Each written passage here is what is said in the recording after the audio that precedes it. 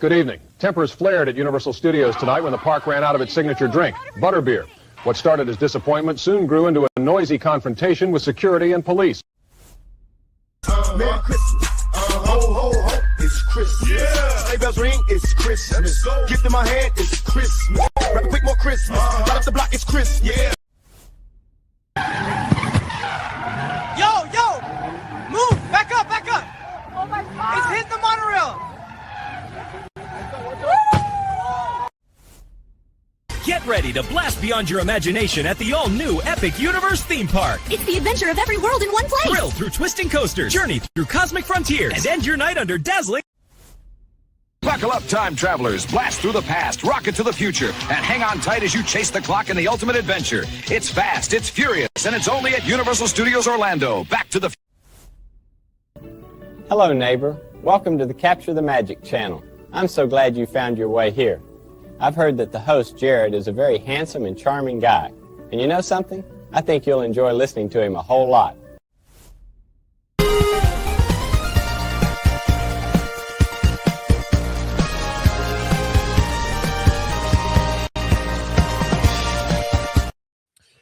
What's up, everybody? Welcome to the live stream and the end of 2025. As it is New Year's Eve, and it seems, I don't know where time goes, but somehow we are already almost at 2026.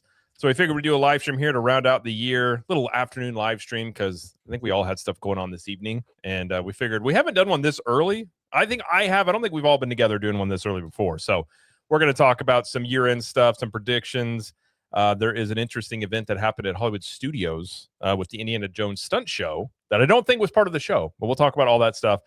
But before we get going here, I just want to welcome all the guests to the panel. Of course, we have Orange Grove 55. Orange Grove, thank you for being here. I know Orange Grove's going to be here for a limited time, but he was gracious enough to bring his presence here. So where can everybody find you? And thanks for being here.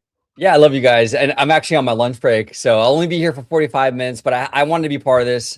I want to thank everybody for joining us today on this New Year's Eve. 2026 is almost upon us, but you can find me right here on YouTube, Orange Grove 55, talking theme parks, studio, with these fine gentlemen all the time. So check us out, Orange Grove 55. Also on Instagram, Orange Grove 55, where I post a lot of nerdy content. No thirst traps, but nerdy content. At least no thirst traps yet. I mean, you always keep those in your back pocket. You never know when the algorithm, asks for it. But thank you for being here. And we're joined again by Mr. Theme Park Conductor. Conductor, thanks for being here. Where can everybody find you as we round out the 2025 year? Absolutely. You can find me on YouTube and Blue Sky at Theme Park Conductor, Instagram at theme_park_conductor, on X at Theme Conductor, TikTok at Theme Park Conductor 1, and every Sunday at 5 or 7 p.m. Pacific Standard Time for Conductor Sunday live stream as we break down Disney, Universal news. We speculate, we talk rumors, and we have amazing guests like the one and only Orange Grove 55, Jared from Capture the Magic, and soon to be Slime Square. I definitely want to get you on the show very soon, and so many others as we break down all this theme park news. Because the greatest gift of all, we benefit from it, so why not? Sure. It's a good point. Very valid point there. Be sure to check those out. And we are joined. It's been a couple weeks over Christmas break. Everyone's been busy, but we got Mr. Slime Square back in the house. So Slimer, thank you for being here. And where can everybody find you? Thank you for having me, Jared. You can find me on X and Instagram at SlimeSquare84. You can find me on my own YouTube channel. Actually, it's going to have its third episode today at 6 p.m. if you want to check it out. Basically, I do little philosophy shorts on theme parks. So I do philosophy takes on theme parks. So nice. If you like that kind of stuff, go check that out. That's going to be on YouTube at Slime Square. Pretty easy to find. There he is. Actually, I really enjoyed episode 2. That was really good. So yeah, make sure everybody follow, subscribe, Slime Square, doing a lot of great content over there. So show Absolutely. Some love. And I will put everybody's, at least on my end, I'll put everybody's stuff in the description. So you can go check that out. And so go subscribe over there and check them out. But we'll kick this off, obviously, at the end of 2025. It is literally January 31st. And I figure let's talk about like maybe your best and worst of 2025. And then what is, if you have a prediction, or what about 2026 you're looking forward to, whether that's theme parks, entertainment, whatever it is.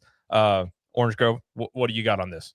Okay, so 2025 I think was not a great year for Dana Walden. I'll be honest with you. I was Team Dana for a while. I will admit that. I thought she brought a lot to the table in terms of like her studio experience and all that good stuff. Rupert Murdoch had a lot of great things to say about her. I still think she's a brilliant woman and a great executive. I just don't think she's handled her time at Disney, especially the CEO succession race, the best as she could. Josh D'Amaro, who I've actually been very critical of, has run laps around her and has really become the front runner. For any metric that you measure it, he is now the front runner. And so I think this has been a rough year for her. Do I think that she can pull out of it? I really don't. I mean, if they do like a co-CEO sort of model, maybe she can pull in there as like a co-CEO. I'm really skeptical of that. I think the best chance that she has right now, I think, would probably be like the president role. If they reinstate that at Disney, she might get that. I know Disney has a desire to keep talent, and she is talent. I mean, I will say she is, she is a brilliant executive, but maybe they'll promote her in some other way, like to president or something like that. But I think it's been a rough year for Dana. I think it's been a really good year for Universal. Epic Universe Open, it's been a big success. Obviously, like not perfect. I don't want to I don't want to gas them up too much, but I do believe it has been a huge success for Universal. And also, I think in terms of Disneyland Resort, I talked with theme park conductor and our friends over there at Leaving Today podcast last night.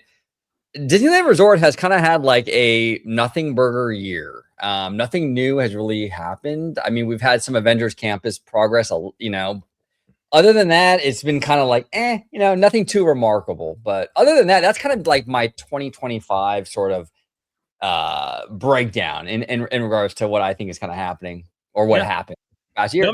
I agree what you're saying about Dana Walden. I mean, we even talked about in the last one about how she was even out there saying she doesn't like this competition. Like she wants it to be done, where that kind of tells you, I mean, most of the time when you're competing and you're winning, you're enjoying it.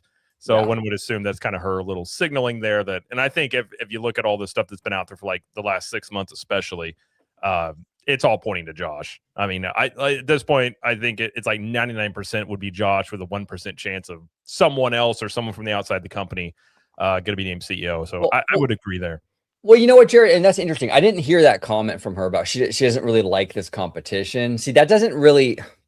See, I don't like comments like that because you're right. It shows that she doesn't feel very confident in her place in this whole race, right? Yeah. But usually successful people, especially people on that level, love competition. They thrive on that. And you're hungry for that.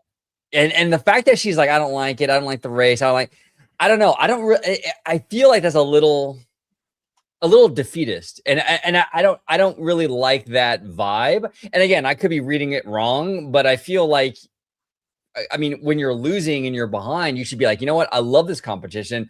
I'm going to go even harder. Yeah. No, right? I agree. Her exact quote says, well, being pit against my colleagues, I don't appreciate because we have incredible relationships. We are a very tight organization. And then she also said, I have enormous faith in where the company's going. There is a world-class team at this company who is navigating the path into the future. Now, you might be reading a little bit, obviously, like she doesn't like being pit against her colleagues, but even that last part there about a lot of it saying we, the company, like it doesn't seem like when you hear Josh D'Amaro talk, he talks much more about seemingly almost as if like this is what we're doing. He kind of casts more of a vision. I do think he kind of puts out more of like, I am in charge, I'm going to be in charge sort of energy out there versus kind of what and granted, I don't think we've seen this article, but I haven't heard her like talk. It's been mostly Josh is talking, going to all the things. And apparently she's, given some interviews, but she's not really like in front of the camera, really like making herself like public. So. Yeah, but you're right, though. I mean, that whole comment about like, I don't like being pit against my colleagues. It's like, well, but this is a competition. It's not like a mean spirited thing. It's a competition though. Like you have to vie for the job, Dan. You know what I'm saying? So I don't know. Like I'm disappointed. I really am. Because I really was bullish on her for a while, but I just feel like she's really dropped the ball. Yeah, I think there's a lot of things that have happened with some of it outside her control. Some of it, she had that issue, with the presidential debate. Then you had the Jimmy Kimmel stuff. And some of that I do think was, you had Iger involved in it and things of that nature. But some of it, I think Josh has definitely kind of set himself out in front there. But Conductor, what do you have to say about the end of the year? So 2025 for me kind of aligns what OG was saying. You know, some of the bad things that I would point out is here on the West Coast, not much Universal, but Disneyland seems to make a target of themselves.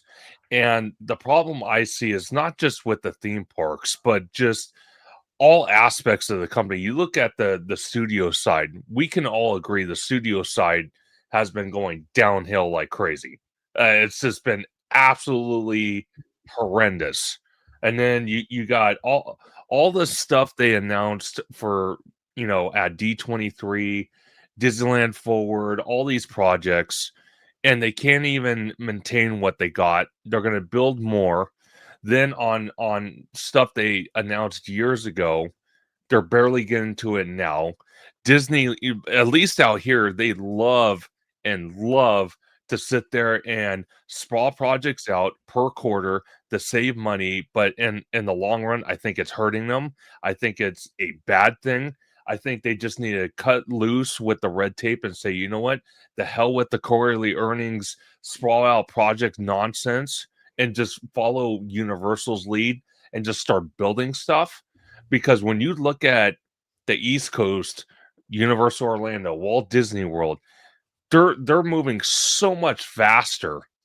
And I kind of feel that's why they seem to get a lot more done than we see out here on the West Coast. Also I have to say, with the ticket prices, the way they went up, it's not the fact they went up, it's how much they went up was absolutely absurd. That's just a black spot on the Disney company for me. The only reason at this point going forward I have a magic key is the mere fact that I do it for content purposes. I like to explore what the company's up to, because we could sit there in our home and read articles, watch other people's videos, but does it really do you justice? It's better to be boots on the ground. So that's why I continue to have an Inspire key. Now, for the good part of 2025, I made new friends, new connections through my channel. That's how I met you, Jared. I met you in 2025. Slimer, I met you in 2025. I've been doing a lot more content with Orange Grove 55. Absolutely incredible. I've done a lot of theme park events. Absolutely incredible. I've grown my channel a lot higher. So that's my 2025 recap. All right. That's pretty good. Well said. And I just want to say real quick before we go on, Seymour Duck, come on. Thank you so much for the $10 super chat. You're amazing, brother. Mr. Seymour Duck. Duck. I'm imagining he's in a pond that gets good Wi-Fi from time to time. I think so. Yeah. Only the best for Mr. Seymour Duck. Only the best. Gotta have that waterproof phone and or computer in the pond, but he makes it work somehow. So, all right, Slimer, what are your 2025 looking back, and anything for 2026 you're looking forward to? Yeah, so for 2025, I think the best is going to be Epic Universe, hands down. That's the best thing that any theme park, anything has been done in theme park industry this year. If I had to do a worst, probably Disney's PR. Disney's PR has kind of been all over the place this year. They really dropped the ball just when it comes to the way they're communicating price hikes, the decisions of the price hikes, when they did them. Timing continues to be an issue. The way the executives continue to use PR incorrectly to communicate to their fan base. The Zootopia Better Together was a big miss. If you want to narrow down to the theme parks, I can do that as well. So best of 2025 for Walt Disney World. I would say the best was probably the Starlight Parade. And then a close number 2 would probably be Test Track 3.0. Yep. And then the worst for the Disney World theme parks was definitely Zootopia Better Together. Big disappointment in my opinion. And then when it comes to Universal, obviously Epic Universe. But overall, pretty hit and miss here.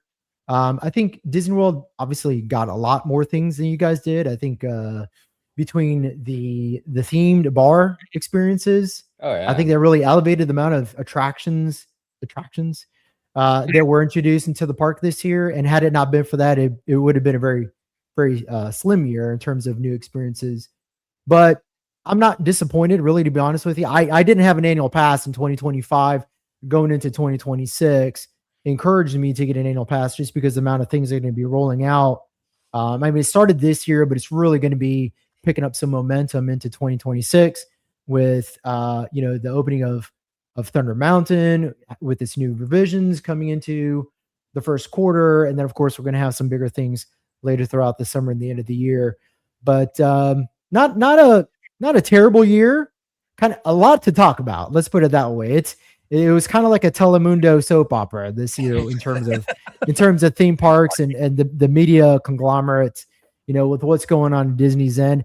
Universal played it well this year. I think the only problem Universal had this year was Epic Universe just didn't open with enough attractions. I think they miscalculated how big and popular this park was going to be. I know Ministry of Magic, Battle of the Ministry still has like 6 or 7 carts that aren't working 100% of the time. That's a big problem.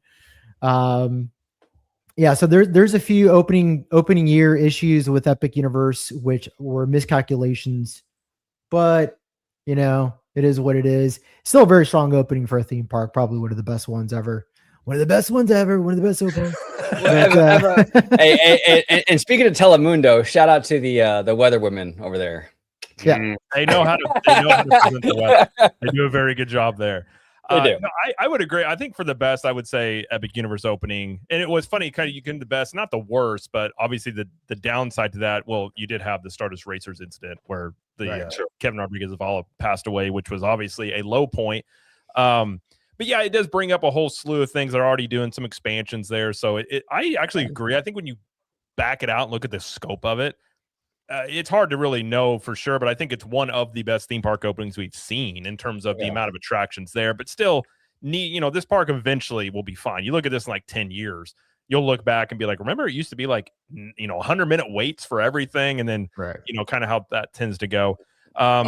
Real quick, Jared, I just want to say real quick, though, I will say Universal did have a banger year overall. I do believe that. But like, I will say this, and it might be a little early to maybe even say this, but as we stand right now on December 31st, 2025, I think one of the biggest fumbles was missing out on Warner Brothers.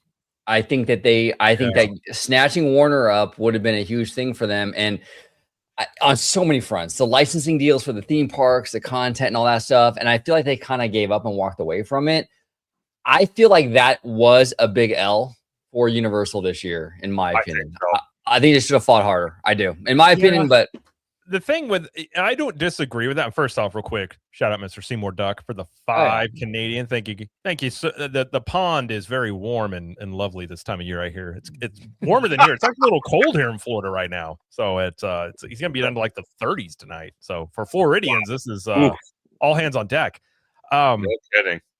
Yeah, I think honestly, when you look at that, I would have loved for Comcast to have gotten Warner Brothers. Now, there is still the chance this is all going to go. Who knows where this ends up? Because I have my doubts about, even if Warner Brothers doesn't go with Paramount, that I don't know if this Netflix deal gets approved as it is. So there's still a lot of hurdles they'd have to cross. But, they might be able to, if this ends up being denied, there could be some other situation that it ends up in Comcast's hands. But more than likely, they were never going to end up being able to afford it, especially where it's gotten to now, like $100 billion plus. I just don't think Comcast was in a position to do it. But like we talked about before, they might have the consolation prize of maybe the DC theme park rights and some other things coming out of it. So, but I mean, I don't disagree. It would have been really nice for them to get it. I agree with Slimer too. I think Disney PR is an annual award about how bad their PR is. It's never been good. Like you would think over time that you would at least, type into ChatGPT, how can we be better at, PR, especially signaling like they're closing down the rivers. And when they announce things, I mean, technically it was 2024, but you weren't upfront and honest about what was closing down whenever you announced these new things, which I think led to a little bit of a backlash from the fan base in terms of closing the rivers, closing Muppet Vision 3D and all that stuff. So even if you're excited for those things, you still have the negatives of how it was delivered. And so I agree with that. Obviously, real downside. Obviously, Adam the Woo passing away recently was just terrible, and it's been a year, a lot of celebrity deaths and things of that nature. But Eddie Soto too, yeah, Eddie famed Soto, Imagineer. and even on the video game side, I can't remember his name now. Vince, he was involved with like Call of Duty and Battlefield 6. He passed away like right around all the same time. So it's been a little rough ending of the year for sure. Plus like I will piggyback off Conductor. Getting to do a lot more stuff with you guys, meeting more people. It's been a lot of fun doing that because YouTube's fun, but it's more fun to do it with like friends and people that you enjoy hanging out with. So that's been good. I would say the worst, for Disney, I would probably just put it at the signaling of things. Like you can make an argument they weren't ready for Epic Universe. They didn't have they had shows and parades, but I think they're doing a lot of stuff to try and open up new stuff next year to try and have more attractions. But I definitely think Epic Universe opening though was the biggest banner. A new park hasn't opened up in that level for 20 plus years. So that's going to be the thing that takes up the most oxygen in the room. Looking forward to 2026, I'm very, very curious as to how Disney's, especially come at Disney World, is their attendance affected by all this construction? I think there's a decent question there about, does that turn away people given you got 3 out of your 4 theme parks opening up? Is Universal able to fix some of these issues with Epic? They seem to feel like they can, but they still have these wait time issues. And if those linger, does that hurt their attendance as well into 2026? I think is a decent little question. I think it's a great question, Jared, because out here in California, we are much more of a locals market, right? Now, I think Disney has really fumbled with that. I think we could be more of a tourist destination if they actually put a little effort in, but Disney likes to, that's a whole other conversation. But being a tourist destination, though, like if you're going to plan out and map out a vacation for your family for, 7 to 10 days, are you going to do that during heavy construction? Well, probably less likely. Now, out here in California, when it's 90% Magic Keys, we don't care. We'll hop in for lunch and dinner and hop out. So the attendance isn't as affected with that kind of thing. In Florida, though, I imagine it would be. So it's going to be a rough little go around for, I think, Disney World. They had Epic Universe, and then the next couple of years, they're going to have all this construction.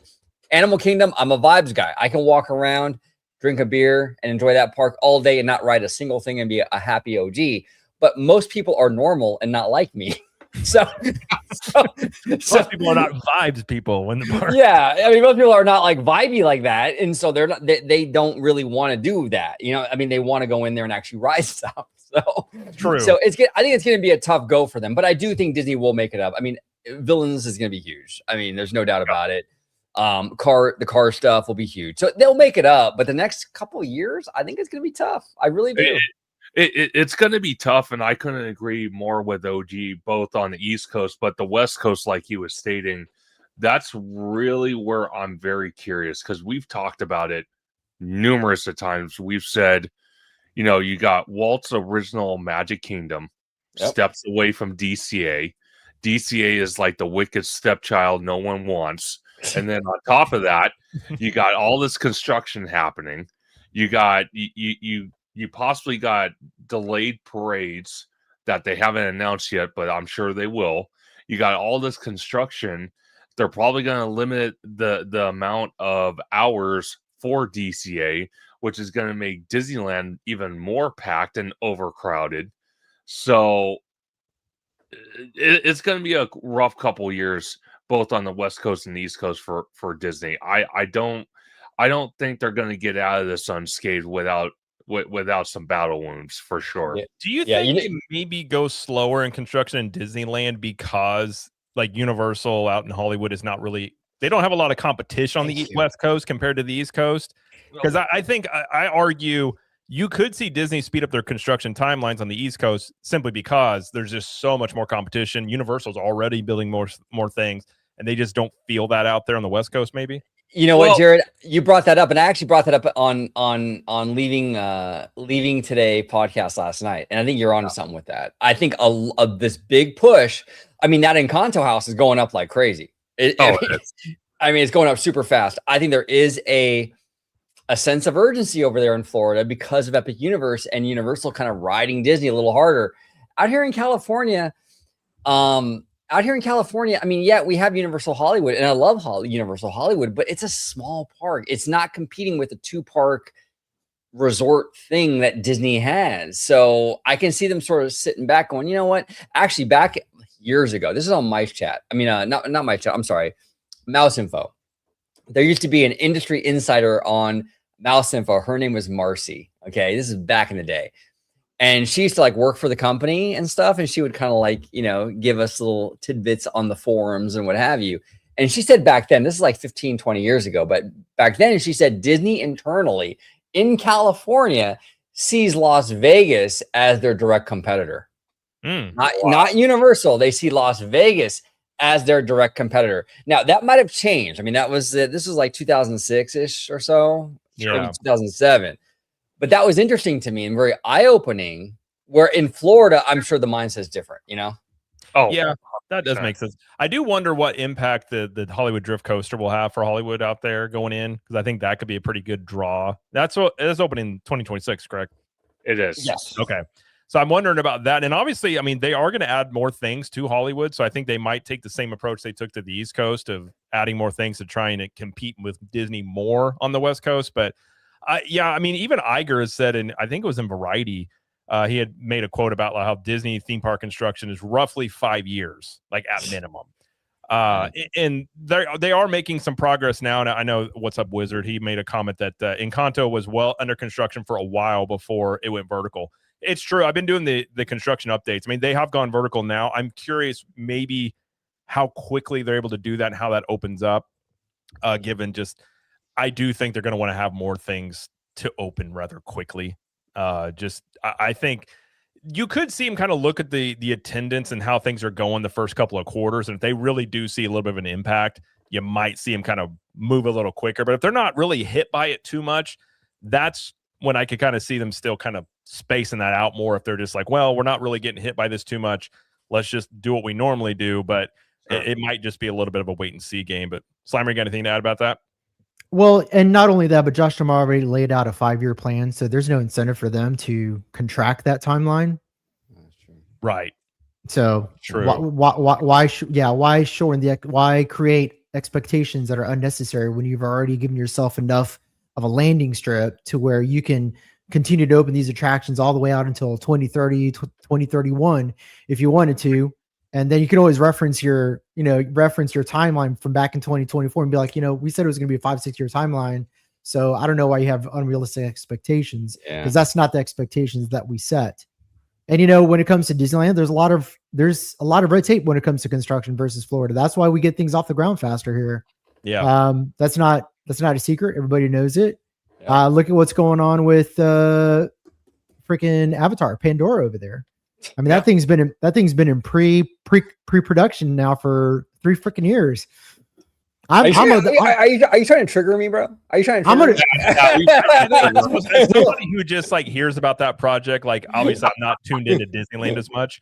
I swear I constantly hear like another update and it's just more planning. I'm like, when the hell are they going to do anything with this land? I heard about it like 10 years ago and it's still Hey, we're thinking about doing something. Look, I'm under the suspicion they're going to move this thing over to the Abu Dhabi park. I have a suspicion that they're just going to go, you know what? Let's not put that in Disneyland. Let's put that in the new Abu Dhabi park. It would probably even tantalize James Cameron at the thought of building an Avatar land at a coastal theme park. And if they're going to drop $1 billion in a new experience, why not do it in an international park where 2 to 3 times of the revenue at the box office comes internationally versus a domestic park? I think it's too much Pandora in one spot when they could spread this IP around globally. And I think it would perform better. And I think that there's more opportunities to do things creatively, putting it in Abu Dhabi. And I think that even now, 3 years after the announcement, a lot of Disney fans have given up on the idea of a Pandora park, minus OG. OG's the only one. He's holding out for it. But a lot of people are ready to move on to potentially a Zootopia land. And I think that we're seeing a lot of that coming to the forefront with this new movie, just striking a chord with the fan base as being a return to form for Walt Disney Animation Studios. I'd be down for Zootopia. But here's my problem with canceling Avatar and DCA and just going forward with Zootopia. I feel like that mindset of like, okay, we have this plan, we're gonna do Avatar, and then something more successful comes around, Zootopia, right? Now we're gonna cancel Avatar and go Zootopia. I feel like it's like a Lucasfilmy kind of approach where like we're reacting to things. We're not. It's right on brand then. Yeah, that's true. That's true. Yeah, and that's the issue. That's the issue. But I mean, I just feel like okay, they promised Avatar, follow through, you know, and do Zootopia. But I do want to say one thing though. We got theme park conductor. He said, to be fair, Avatar's fault is reliant on the Eastern Gateway. Honestly, Wizard, I agree, but I also disagree with you on that. I do believe where there's a will, there's a way. I think that, like, look, the only part of that whole little area right there that would really be impacted is the bus load unload area, which they could probably find another acre or two to put the buses, right? I mean, do you really need the Eastern Gateway done and completed to start Avatar? I don't know, because most of it is Hollywood land. And yeah, you're going to lose your bus load area, but Disney can't find a bus load space somewhere temporarily in the meantime. I don't know. I just find that, like, I feel like they probably could if they really wanted to. And I just feel like that's a little bit of like a, Disney sort of like, yeah, in my opinion. And again, I'm not like an expert on like, the logistics of like, the whole Anaheim thing, but like, I just feel like, you can find probably like an acre or two to like put your buses, right? Okay. I got a question for you. I understand buses at Walt Disney World. Okay. I understand it's a resort twice the size of Manhattan. I get it. Why do you guys need buses? Why not rethink this? Yeah, right. Why not rethink this entire transportation concept and make a contract with Waymo or what about those long bikes where you guys just all pedal together? Hey, Jared, you know what? Don't give California any idea. And it's green. You don't have any emissions. I'm just saying. I feel like that's something right up the alley. There you go. Probably get a tax rebate or something like that. I love it. I love it. And have you got? Hey, Jared, have you seen the Waymo stuff though? The Waymos have been driving into like police standoffs and stuff. Yeah, oh, yeah, I saw that. All that stuff terrifies me. And what's funny, so speaking of like Universal, it's not really rumor. They are looking at some sort of like new transportation method from Epic to the main campus. Like there was rumors of a tunnel with Elon Musk company, but they've taken bids, and some of these are these automated cars and driving like Beep and some other ones. I think Waymo might be one of them as well. I think we end up seeing these pop up in the theme parks in the next 5 years, because Disney actually, I think it was a couple of years ago, they had a proposal where you had a dedicated lane that was separated from the regular traffic that was these automated cars that could take you around Disney World property. I think that stuff's probably coming, and it terrifies me because I don't trust it. I'm going to be that old man that's still driving a car. I'm gonna pay out my butt, and because what they'll end up doing in the future, not to go too far off the landscape here, people will say, well, I'll never stop driving. What they'll end up doing is making your car insurance so expensive if you drive yourself. I will pay it because I don't trust these things. I've seen iRobot. I've seen all these movies. I don't trust it because you're just driving through a police standoff and you're like, hey, should we not go? Like, who do you talk to? The robot? He's not going to listen to you. All right. What if you're allowed to have a 50 caliber on the top? Would you drive it then? That's a little different. There you go. Now you're not connected to the internet though, because if that's the case, it can override. I mean, if I've got some stuff set up, there's conversations to be had, but everybody's got their price. Yeah. Yeah. No, 100%. What if we have a cow like on the roof? Like, well, okay, all right, yeah. Well, no, I'm with you, Jared. I'm an old school guy. I mean, I'll take an Uber. I've taken Uber so many times. I have no issue with the human being driving me. Make a little small talk. We're good. A computer. Yeah. I feel really uneasy about that. Hey, here's the thing. I also don't trust humans. I don't like taking Ubers because I've had terrifying Uber rides where I'm just like, I might trust a robot more. I trust myself. Like when we go to the parks, like we'd bring our own car. I drive, unless it's Magic Kingdom, I'm always driving. I just don't trust other people. So I have a distrust of robots and of other humans because half the time, at least in Disney World, they don't even know where they're going. Like you'll be like, hey, take me to the Grand Floridian, and you're like, this is Pop Century, and they're like, well, and half the time they don't even really speak English. You're just like, this is great. I'll just walk from here because I don't know where I'm going to end up. So I have trust issues. Jared, he hasn't told you guys, but he actually put his name in the lottery for the one-way trip to Mars to colonize it. So when they go up in 2030, I just wanted to at least keep my options open, see what it's going to be like up there. I don't want to be the first one there, but once a couple people go, let's, at least see what it's like. Hey, dude. I mean, that whole thing, we got to do a video on that, by the way. I want to do a whole video with you guys because we nerd out, not to get too far off the beaten path here, but like we do a lot of nerdy stuff here with like pyramids and all that about the possibility of terraforming Mars. I really want to talk about that. Especially because Elon and some of these other people, like they legitimately are going to do it or they're just going to try. I find it crazy, but yeah.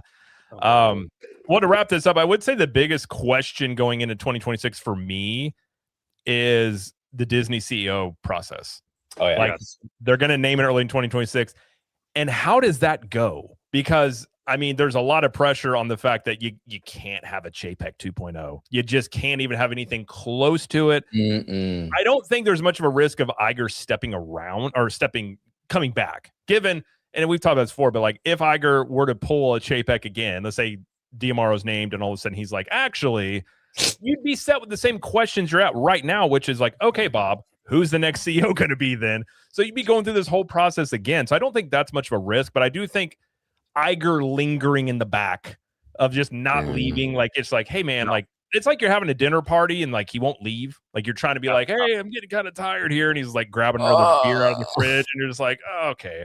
Like he just needs to go, whoever they choose. I think that's going to be very interesting to see how that plays out. And, well, no, you're right. And I said this on a podcast last night where it was like, I think that he's meddling in Dana Walden's stuff, like more than we know. I think that's a big part of why she's fumbling, because she wasn't fumbling like this at Fox. So why is she fumbling at Disney? I don't know. It's weird. It is a valid question. What's up, Cliff Flicks? He says, cancel Disneyland's Rivers of America and put Avatar there instead. I would never be that confident that Burbank wouldn't do that.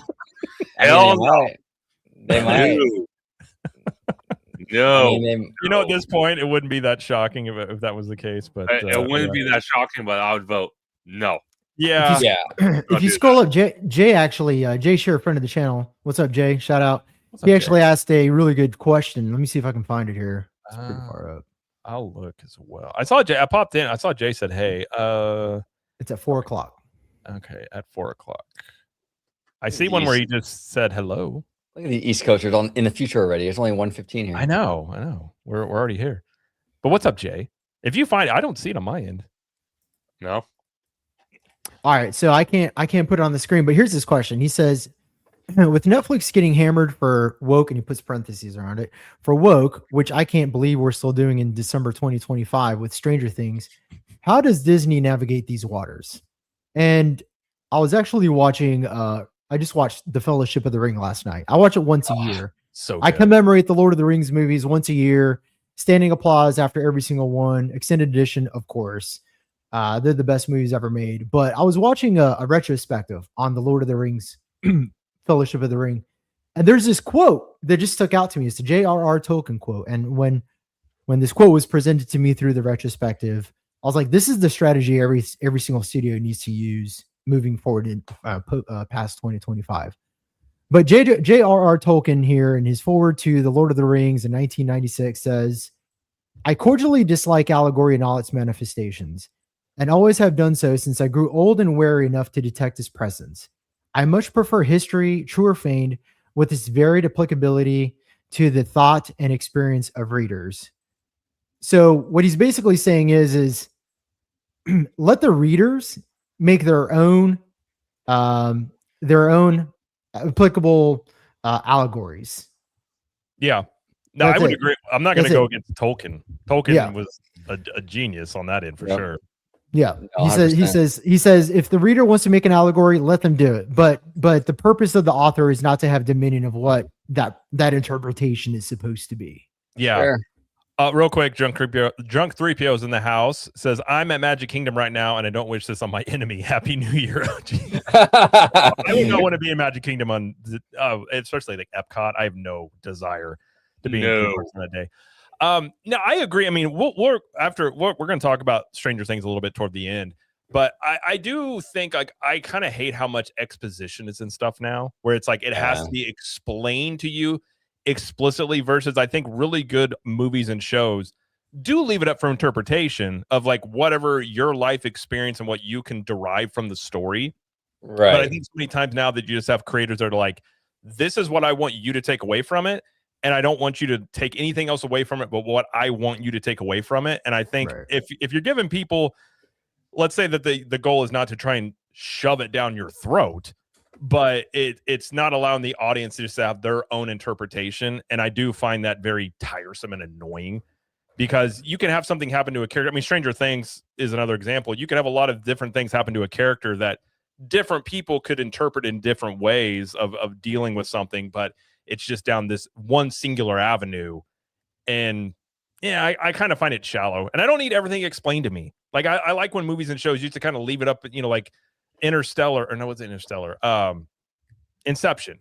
Like I like when things are kind of open-ended, like they're open to interpretation of like what actually took place. I kind of miss stuff like that. Well, like take Fellowship of the Ring, for example. the core essential theme of that movie is loyalty and friendship. I mean, you see it with Boromir finally, saying to Aragorn, you're my king. I'll ride with you anytime, right before he dies. Samwise almost drowning to, say, hey, I'm gonna stick with you no matter what. We're gonna go to Mordor. We're gonna die forever. But there is a undercurrent. There's a theme. There's something you can take from it, which is an objective aspect of storytelling. What is that in modern? You don't see that in modern stories anymore. I don't like you have a situation in Stranger Things, for example. You want to go into this, where you have all these friends, and there's no theme about friendship and loyalty, right? In the current season, yeah. Where's like what's the through line for this? Because if the through line is the last 10 minutes of the episode, it's no wonder that half the people that are watching it have an issue with how the story is being constructed and what the undertones of the story are. Well, even like Remember the Titans, it's us versus everybody else. Like you come together as a crew, and then you like that's part of the story. Yeah, I agree. I mean, it's not in Stranger Things, which I think it should be. And I need to rewatch Lord of the Rings again. I love those movies so much. It's crazy how well those stand up, especially like modern day stuff. It's crazy. Oh, 100%. Now, real quick, fellas, I do have to go. I just want to say 6-7. No, just kidding.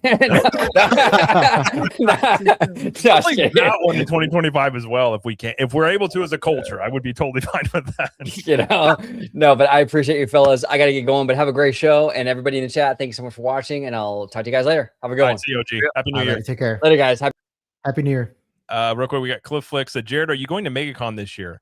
I might be. I haven't actually. I really haven't done much in looking at 2026 yet, but it's not far away, so there's a pretty decent chance. I will say. When is MegaCon? Is it in? It's in the spring, right? I think. You guys would know. I don't know anything about that. I have no idea. It is March. Okay. That will depend. Possibly. Because right now my grandmother, she's been in a nursing home for a while, but she's kind of not doing well, so it's kind of I'm in like a holding pattern for stuff currently, because we don't know how it's going to pan out too much, but potentially yes, because I know that Conductor, you're coming down in March as well, so I might be able to hit both of those at the same time, so we will see on that one, but very possible though. I'd like to go check that out because it looks pretty cool. I've actually never been to a big con like that. I'm assuming you're going to go, Cliff, and I'm sure a bunch of other people are as well. But yeah, I mean, you guys, anything else looking forward to 2026 that you're like hyped for or predicting or anything like that, or just going to see how it comes? I'm just going to play it by ear. Yeah. Because like OG says, I don't know. I kind of feel, at least here on the West Coast, East Coast is definitely different. West Coast out here, I kind of feel like they're going to go of the mentality of they announce something, then they kind of drag it on, and then eventually falls off the shelf and does nothing, and then they announce something else. So it's going to be that repetitive situation. So, and I do agree with you, fellas. When you look at Epic Universe, obviously Walt Disney has to respond. So that's what they're doing. That's why we're seeing, really slow construction at out here in California. I just personally don't like it because when I can sit there and have the same distance from where I live and decide to either go to Disney or go to Universal, if that's the game Disney wants to play, even though Tomorrow did say a 5 to 6 year plan, I don't know. I guess I'm just biased against Universal and the fact that they don't want to sprawl projects out through quarterly, quarters. They just said, here's a bunch of money, build it. Maybe that's just my mentality. But if I'm a consumer and basically I'm an investor by owning a Magic Key or an annual pass, I want to see progress. I don't want to see, you know, projects they announce drag out. I don't like that. I'm someone that wants to see call to action. Now I get it. It's not gonna just happen overnight. But you can't tell me a project like a parking garage that has no guest area affected takes what now 4 years when they announced it 2.5 years. So That's crazy. That's where I have a problem.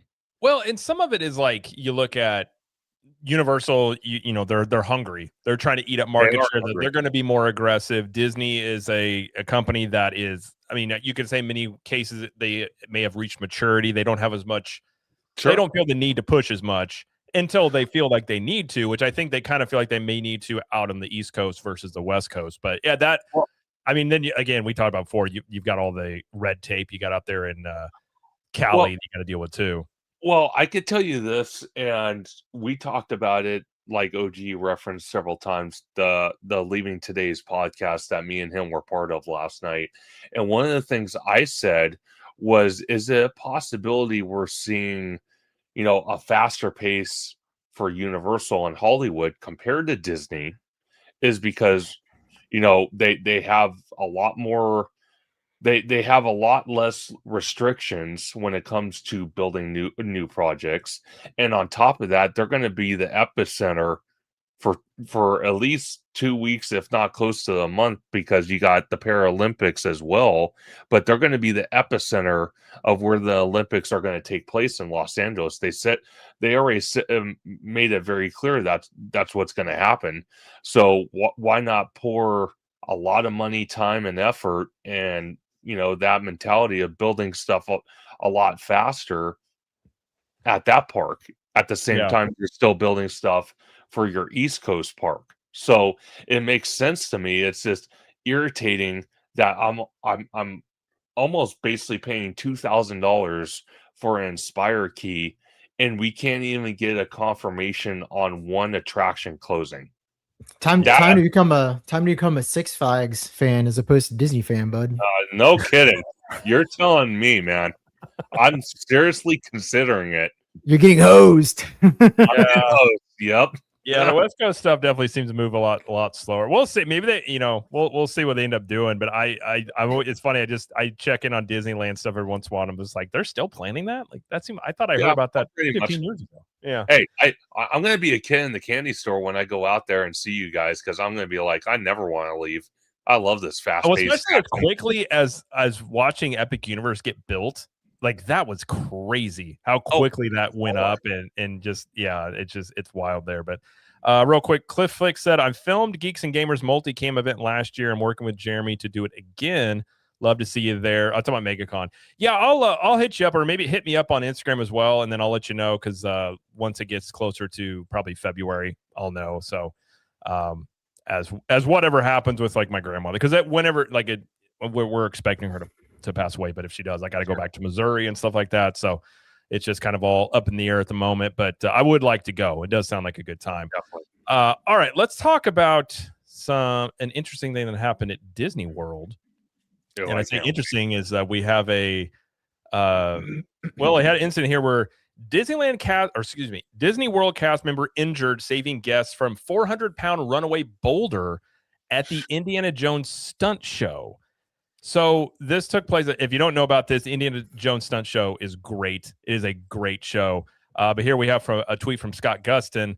And we're gonna watch a clip here of what happened.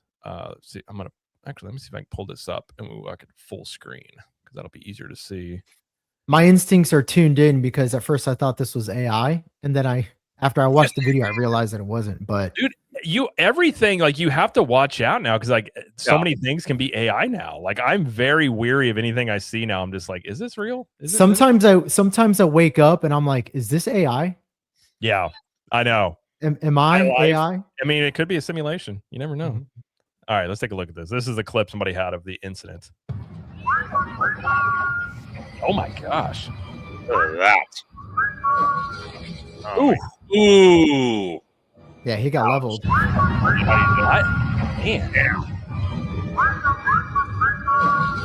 I'm still trying to figure out how the hell that happens. Although there was a railing there. I don't know if it would have necessarily hit the audience, but I didn't. Now, first off, I did not know that that ball was 400 pounds. yeah, it's crazy. I was always curious about that because I've seen this stunt show a ton of times, and you always assume, but yeah, 400 pounds. I mean, and I do know that cast member, I think he had like 6 stitches, and he's a former stuntman. Yeah, that is the one. But I mean, essentially, I mean, if that went into the crowd, that would have been bad. If you're talking about a 400-pound ball, runaway ball there going into the crowd, like that undoubtedly would have caused who even knows. Yeah. some So damage. I definitely, and they put it here, like I believe the actions of the cast member are nothing short of heroic. And he had so after the cast member was knocked down, other cast members can be seen helping him. And it says that he appeared to be bleeding from his head and walked to a backstage area. And I do believe he had like 5 or 6 stitches. Now that I believe as well that they have removed the boulder from the show as of right now, trying to figure out what happened here. I hope this doesn't mean the show like has major changes or anything of that nature, because it's a great show, but I've never seen anything like this before. Like that's crazy to me. No. Isn't it kind of ironic that that the ball that was, I mean, this is the scene where the ball almost runs over and kills Indiana Jones. It escapes in the stunt show and almost runs over and kills somebody. I mean, yeah, I guess I'm the only one who sees irony in that, but yeah, they mitigate a lot of lawsuits by this guy jumping in front of it. That's for sure. I don't know if it would have necessarily, there's a railing there. If you zoom into the video, I don't know if it would have gone over and crushed the kid. I mean, that would have been terrible, but this is the first time I've ever seen this also happening on this show. I don't think it's ever gone off of its track. No, but all that ever happening. Yeah. But I'm wondering if they created this. I'm wondering if they created this incident so that way now they have an excuse to get rid of Indiana Jones Stuntacular and put another. Bob Iger's back there, like messing with it, be like, we want to get rid of this thing. I mean, look, it's coming from up high, and it clearly is got bounce to it. So once it gets there, I mean, you got right there. It's got one bounce, so that you can see the guy timing it out. Because obviously, like he definitely like he jumps in like right here, and he realizes like, okay, I'm gonna watch this thing and figure something out. And he probably figures I'm gonna get hurt here. But I mean, I think that's a decent shot. Look how high that is, though. I think it's a decent shot. It gets. It may not have gone to the crowd, but either way, I mean, the potential of it. You did. 100%. I mean, obviously at that point, I mean, and what's crazy is nobody had to tell that. I mean, he just instinctively got up and did it. I mean, I don't know. Thank goodness he was there, because I mean, if you let that thing go, I mean, who? I guess that's the big question. Like, who knows at that point? Exactly. And Remy D says replace it with Zootopia, and then Cliff, he says Mike Blog Mickey has posted in the new show today with no ball now. Yeah, why they probably investigate. Yes, and I mean that's pretty normal when something. I mean, when you same thing whenever the Maleficent float caught fire and stuff, they shut it down for a period of time to figure out what happened. I remember going on a backstage tour of that. Really? We did the behind the keys, and they mentioned that float, and what had happened was the way in which there was like the way it fed the fuel, and they had to change that sort of setting, so trying to prevent it again. So there's, I mean, anytime stuff like that happens, you know, obviously going and figure out what happened and why did this happen. But I definitely think the actions of the cast member cannot be understated as to, you know, what, you know, potentially nothing could have happened. But at the same time, if that did get into the crowd, and that ball weighs 400 pounds, I mean, that could easily kill somebody. And given that ball weighs 400 pounds, I mean, I'm shocked that guy had nothing more than stitches, because he goes down hard when he gets hit. Yeah, he looks like he got hit by a lineman, but yeah, like just I mean, I think I think between this, the dragon catching on fire, I mean, like which dragon at this point, right? right. One of them. I think the level of acceptability when it comes to risk for these parks is just going to become more and more diminished with these kinds of like stunt centered or pyrotechnic centered attractions. Yeah. I think there's just going to be a point where they're not going to have anything like this anymore. No. I think, in my opinion, I have no doubt that stuff like this happened in the past, but not everybody had a phone in their pocket that had a camera. And now you've got That's the everybody problem. with 4K HD cameras that can capture all this stuff. I would be very curious if this has ever happened on this. I don't know that off the top of my head. But I mean, I hope that, the stunt shows don't go away. I enjoy stunt shows. Like I said, I think this one is a great show. I think the Bourne Stunt Stacular that's out in Orlando is from a stunt perspective, if you take Indiana Jones out of it, it might be a better stunt show with the stuff that goes on in that show. Like I love that stuff when it's done well, but I hope that you have to wonder too about the liabilities and stuff like this, like incidents like this happening. If that would have got loose into the crowd, I mean, I think the scenario of this show shutting down, if this ball gets into the crowd, that becomes a very realistic potential of this being for sure. Okay, we're shutting this down because this ball got away. Like But I will tell you this though, once they do bring back that feature, if they do, the cat's out of the bag now. We all know now it's not a real boulder, it's a giant bouncy ball. I mean, I think we all assumed that. Well, I always assumed, we all assumed, but now we have clarification. I legit I wish we could see the beginning part because I'm just very curious, like what made it go off course? Because I've seen this show like probably 10 times or more over the years. it's the wall. You think it bounced? Oh, yeah. Yeah. It bounced off the wall. Interesting. I mean, I would assume like there had to be, as many times this show's run, there had to be something or whatever caused that issue. But that was very surprising to see that. I'm telling you, it was Iger. He said execute order 66 right here in the back. You just see Iger peeking out like, oh no, they caused me. Or it's Dana Walden because she's mad she's not gonna be CEO and she's like, I'll show them. Just yeah. knock it out of there. Oh man. Yeah, I would say the show would probably be done for if it wasn't for the fact that cast member stepping in. So I hope that guy gets a raise because that guy kudos to that dude for doing that. I'm trying to think if there's anything else in this article. A pizza party at the minimum. Yeah, at the minimum. They're like, listen, guys, we're really happy. Greg here, I don't know the guy's name, but Greg here did a great job. Pizza party for Greg. And they're just like, that's it. Yeah. Well, at least there was some Mickey ears or something.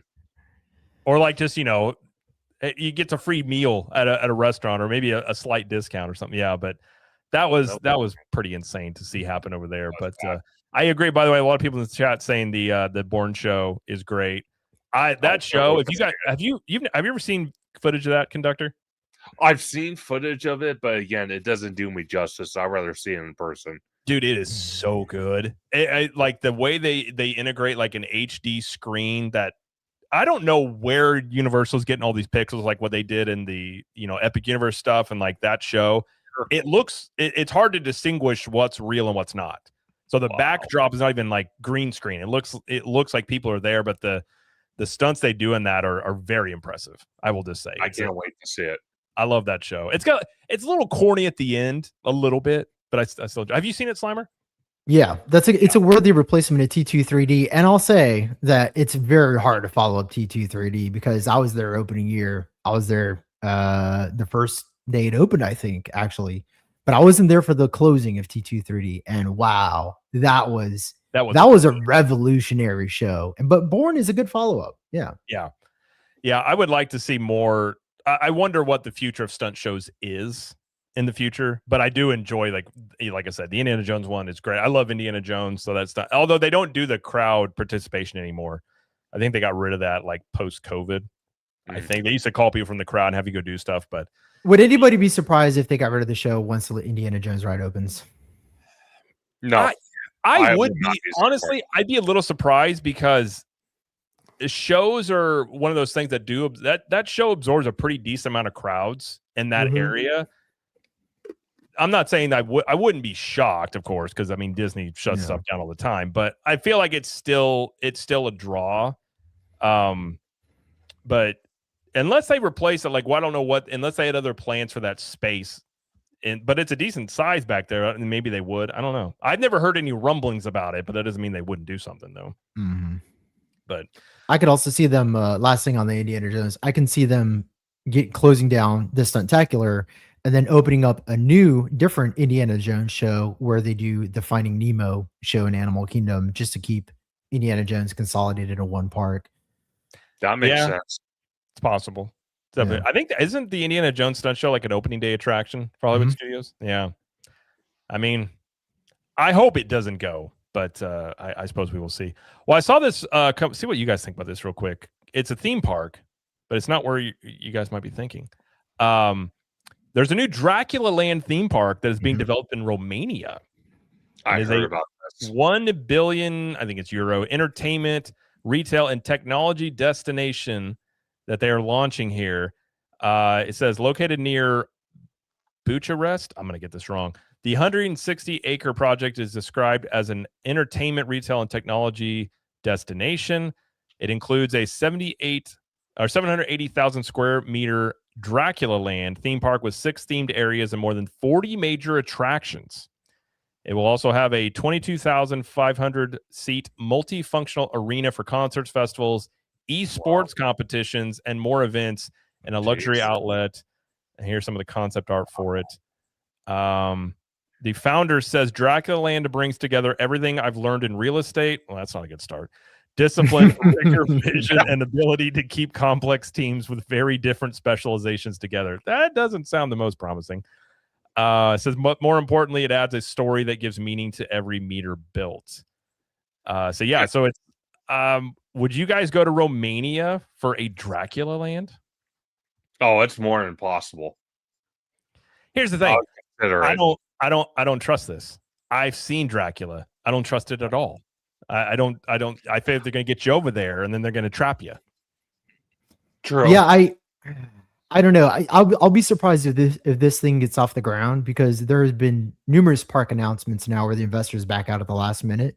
Oh, so many. Yeah, and I'm going to put that in that category. I'm always very hesitant on new parks that are announced that are not from the big players already in it. Yeah. We saw that one that was proposed out in Oklahoma that was going to be the Disneyland of the Midwest. Right. That thing fell through. Do what? I saw that.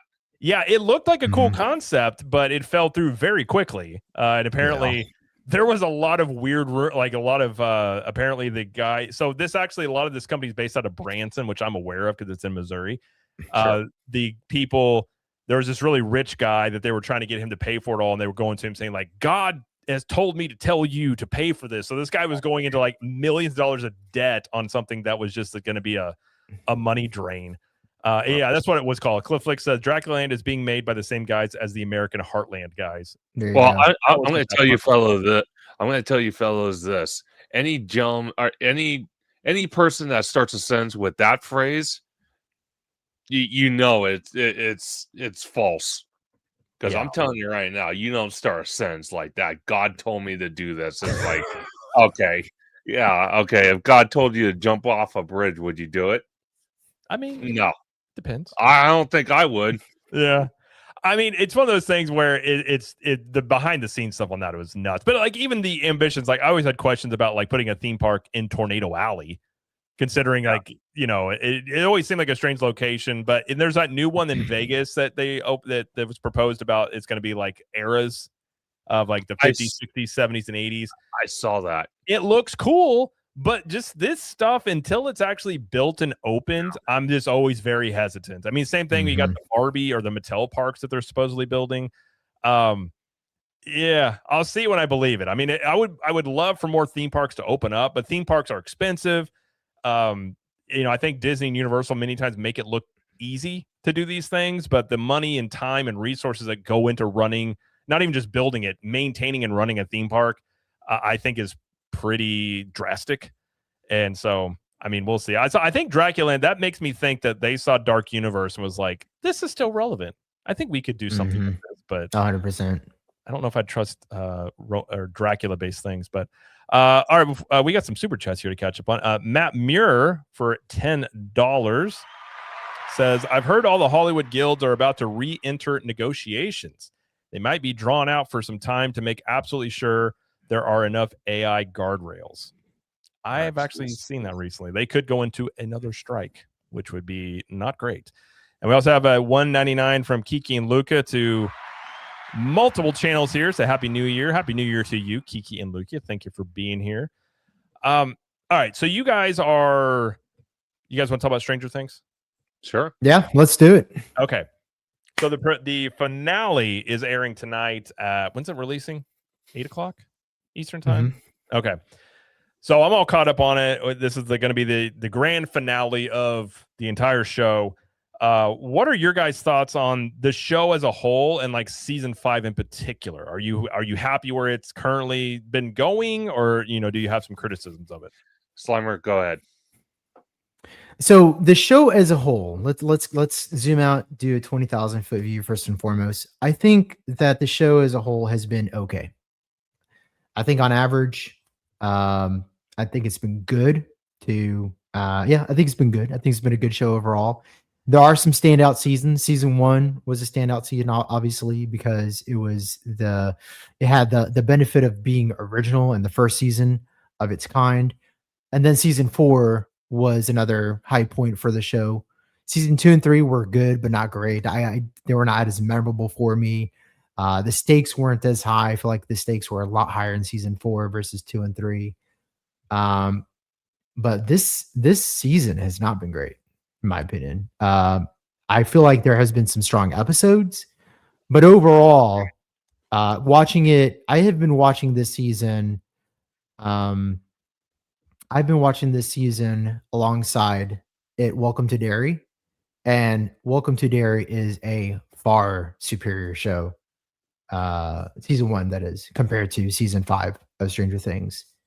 So maybe that maybe the ability to compare that to another horror timepiece show kind of gives me some more perspective to look at things a little bit more objectively, as opposed to looking at it from like a Stranger Things fans viewpoint.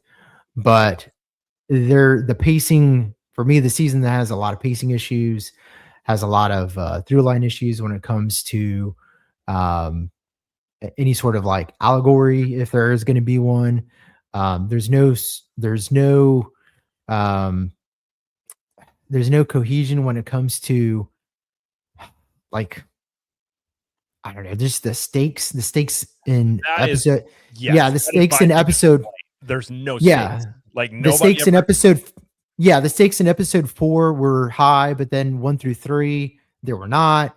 And then there was kind of some stakes in the volume 1, but then there's like no stakes in volume 2. So it's I'm not very impressed with this season, unfortunately. I'm hoping that they're able to do something with the last 2 hours of this season, because so far it's been a mild disappointment. I agree. Apparently the finale 40, I think they said 40 minutes of it is epilogue. So you kind of have like an hour and a half ish to really wrap up everything that's going to happen here. I have the same thoughts. I think season 1 is still one of the best seasons of television I've ever seen. I think it was great. 2 and 3 were a fall off. They're not the worst thing ever, but they're really not as good as 1. 4 was a much more of a return to form.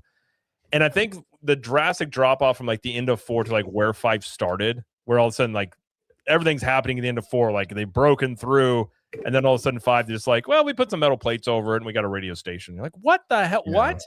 And then it's just nobody. It's so strange because there's, like you're saying, there's no stakes and there's no like character development. Like everybody's stuck in the same place. And you have the original crew that doesn't really even interact with each other. Now you got all these people part of it now. I do feel like the writing is very weak comparatively, especially season 4, so drastic of a change. And the dialogue is strange too. It doesn't make as much sense as season 4. And I think too, when you look at, I mean, there's nitpicky things, but it's like, what can we talk about how, and this is going to be a little spoilery, but like Joyce and Hopper went to school with Henry, and yet it's never brought up.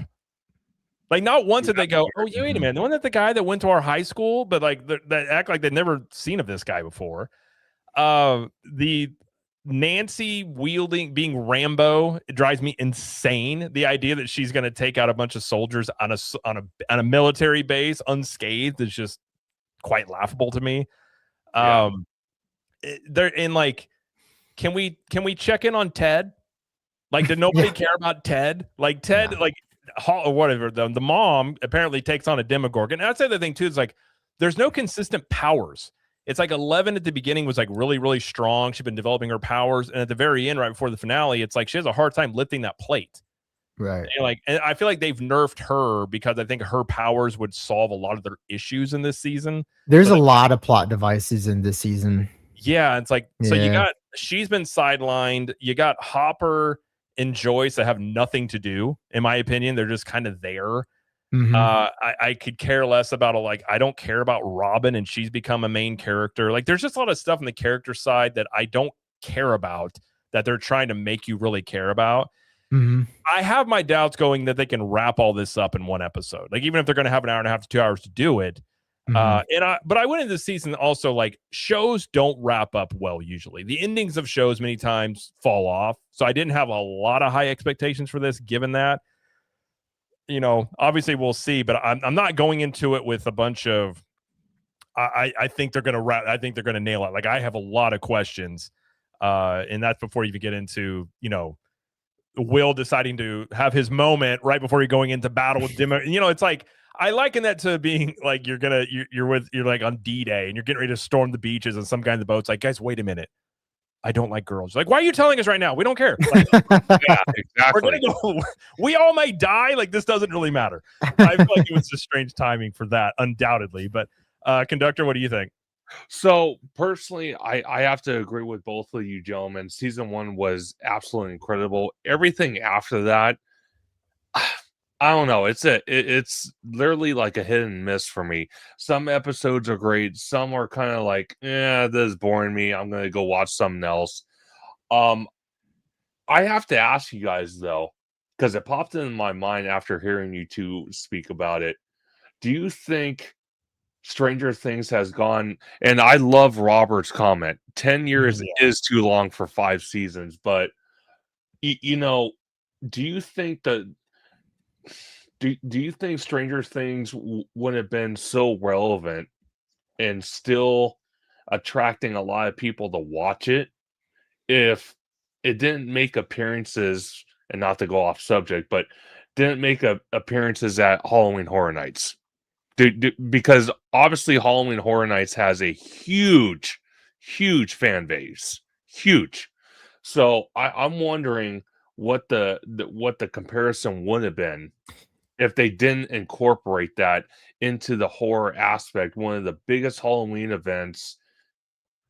Yeah, I think so. I think so. I think the popularity of Stranger Things influences the Halloween Horror Nights, but not vice versa. I don't think it's the popularity of the houses that influence the popularity of the show. Yeah. So I think it struck a chord because, like, season 1, this is my opinion, and I think this is some of the issues with the show I have too. I think very clearly the way in which the show has gone season 4 and beyond was not their initial plan, because a lot of this stuff doesn't make sense either. Like, I think the season 1 was a contained story. It was very nostalgic. The 80s, a bunch of kids coming together to fight this unknown entity to get their friend back. And I think it was really well balanced, really well written. And you can forgive kid actors a bit more, like they're kids, but it's like a cute story that also involved like some, interesting elements. And as it went on, it's like season 1, when Will's in the Upside Down, like he does die and they have to resuscitate him. And it was like, remember, you can't breathe the air down there in season 1. Right. But now these guys are just, it's like a drive-through. They're just like coming in and out of that thing, like hanging out. They got a base down there, like no big deal. And apparently, like when Vecna tells Will, like, I always had a plan for you. I'm like, well, what was your plan when you essentially killed him? So I feel like I think it was a good move to create Vecna, because that puts a face to the bad guy. Because before it was like this faceless entities that you're going up against. And I think that's been an interesting thing. But I definitely think it does bring up issues because the earlier seasons, you can, at least in my opinion, I don't know this for a fact, but they didn't have all this in mind in seasons 1, 2, and 3. I think it became something after that. And as they've gotten older now, you can tell the ones that have taken acting seriously and the ones that haven't. And I think whatever you think about the scene about Will coming out, I don't think Noah Shep or whatever his name is, I don't think he's a good actor. So I don't think that helped the scene either. So it's just a lot of, sidelining of Elle, and I think she's gonna have a much bigger role, obviously, in the finale and things of that nature. Then bringing back 8, I hated because she was also like the least liked. Remember that episode in season 3 where they showed her? Nobody liked that. So bringing her back into it, in my opinion, I think she's being controlled by, whatever you want to call the mind flayer or whatever it is. So I've heard that theory. Yeah, I think that's a possibility. I think that'd be a really interesting twist if they decided to go that route. But my biggest problem with this last season is, and going back to the stakes, is that you have every major character still alive and none of them seem to die. They all have death cheat codes. Yep. And there are perfectly inserted scenes written into the story where killing these characters would be not just a really good send off for them, but it would also simultaneously raise the stakes to where they should be. Like that scene with Nancy and I forget her boyfriend's name. Jonathan, thanks. That scene, if they would have died after they broken up, perfect. Great. Yeah. That's one less plot line that you have to write for the next episode. That's also a good point of trying to wrap up these little stories. And it would give it impact too. Like this, and I think that's the issue too. Like I'm wondering if they didn't do that, to be quite honest, because Will's whole scene of, what confessing, coming out to everybody would have been way more like, what are you doing right now? If 2 people had just died, like the stakes are this high and then you're going down this path. I think that like Lost, I have issues with Lost, how that show wrapped up, but it did not hesitate to, have people die, like raising the stakes of that. And I think this show is definitely missing that. I think there probably will be some deaths in the finale, but it's like, who are they going to choose? Because Hopper's been teased to have died tons. Like how many times have they teased Hopper being gone? I would be very curious how they handle that. I kind of get the idea Jonathan may be gone. I could totally see that happening. I don't think they're going to do anything. I think all the girls end up living, if I'm guessing. I don't know. I'm very curious. Like, to me, even if the finale is great, I still don't think this season is strong. Like there's just so much time spent on, these episodes are like an hour and a half long, and a lot of it just doesn't go anywhere. Like you could have compressed these down to like 45 minutes and have more impactful moments in the episodes versus dragging some of these storylines out that I just think were a little bit elongated, in my opinion. Yeah, 4 episodes, a great season, it does not make. Yeah. If you have 7, 8 episodes and you only got 4 solid ones, you don't have a good season. Yeah. No. You're batting 500. Agree. OG says, didn't Hopper get blown up a few seasons back? Well, he did, and then he didn't. Apparently, he got drugged to a Russian prison for all of season 4, which was, I will say, I liked season 4. I really got annoyed at how long he stayed in the prison. Because I felt like you could tell they were wanting them to all meet up at a certain point toward the end of the season. And so, like, when he escapes and then he gets recaptured, you're just like, okay. But the same thing with Holly. Like, Holly gets out of the thing and then she's drugged back in. Like, stuff like that. As an audience member, at least to me, I find annoying whenever like someone escapes a situation and they're just drugged right back into it. You're just like, well, what was the point? Like, why even go through all that? Like you're just going to get right back where you started. What was another pointless reveal was the true nature of the Upside Down. I thought that was pretty pointless. I would have been much happier with more of a magical thing. Like, not basing it on science, because I think you could have done a lot of stuff with that. Because you're already talking about a world in which you have this upside down stuff. But I was a little underwhelmed by what it ended up being and the proposed science behind it all. I find I was just like, like it would have been kind of cool if it was like this, what they say about magic, it's science you don't understand. It's just like, we don't know what this is, but it's some sort of realm that has monsters. Like you could have played with that for spinoffs, for never-ending spinoffs, to be quite honest, at least in my opinion. But by far, Yeah, my wife's all into like the theories. Like she goes down the TikTok rabbit holes and like, what do you think? And I was like, I was more like at the end of season 4, I was a lot more like, oh yeah, what's going to happen? I kind of hit this point now where I'm like, I don't think any of this stuff's going to happen that people are guessing. I just think whatever it's going to be is probably going to be a little underwhelming. So I might be impressed by the finale, given I'm really not going into it expecting a whole lot. So maybe that sets it up to be a better review on my end for it. But I think regardless, it's going to do massive numbers for Netflix. Yeah. There's going to be a spinoff for sure. Oh, there'll be undoubtedly. Yeah. Undoubtedly be spinoffs there. But you guys going to watch it tonight? Or are you going to watch it like tomorrow? No, I think I'm going to watch it tonight. Yeah, I think we probably will. We're going to do some New Year's stuff with some family friends down the road and stuff like that. But I'll probably check it out. Conductor, you watching it tonight? Or are you going to wait? I think I'm going to wait until tomorrow morning because I'm off. I'm off. You're what? I'm off tomorrow. So there you go. Yeah, just don't go on Twitter, or you're going to have it spoiled. I would guess. Well, I'm in the same boat as you. I'm not expecting much, so it's like if I get spoilers, great. I watched the whole thing, even better. But yeah, the way the season's gone, not impressed. Conductor, do you watch? I'm sorry to interrupt. Go ahead. Go ahead. Conductor, do you have HBO Max?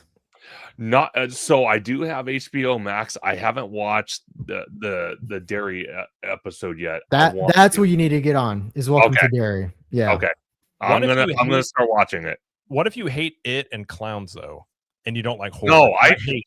Dude, no. Okay, you got me riled up now. No. I like clowns. Just sounds get you riled up. I want it to come to Halloween Horror Nights. So me saying that I hate clowns and I personally, for me, I thought the first 2 It films were amazing. Even the original with Stephen King and amazing. So I can't wait to check out the series, and I really hope they do make a 3rd movie. Well, this is like a 3rd movie. I mean, really and honestly, it's on the same level. Yeah, it's on the same level. I believe the same director that did the movies is doing this one as well. Bill Skarsgård plays it. I mean, it's an HBO. I mean, it's HBO, so you know it's going to be good. Oh, sure. Yeah.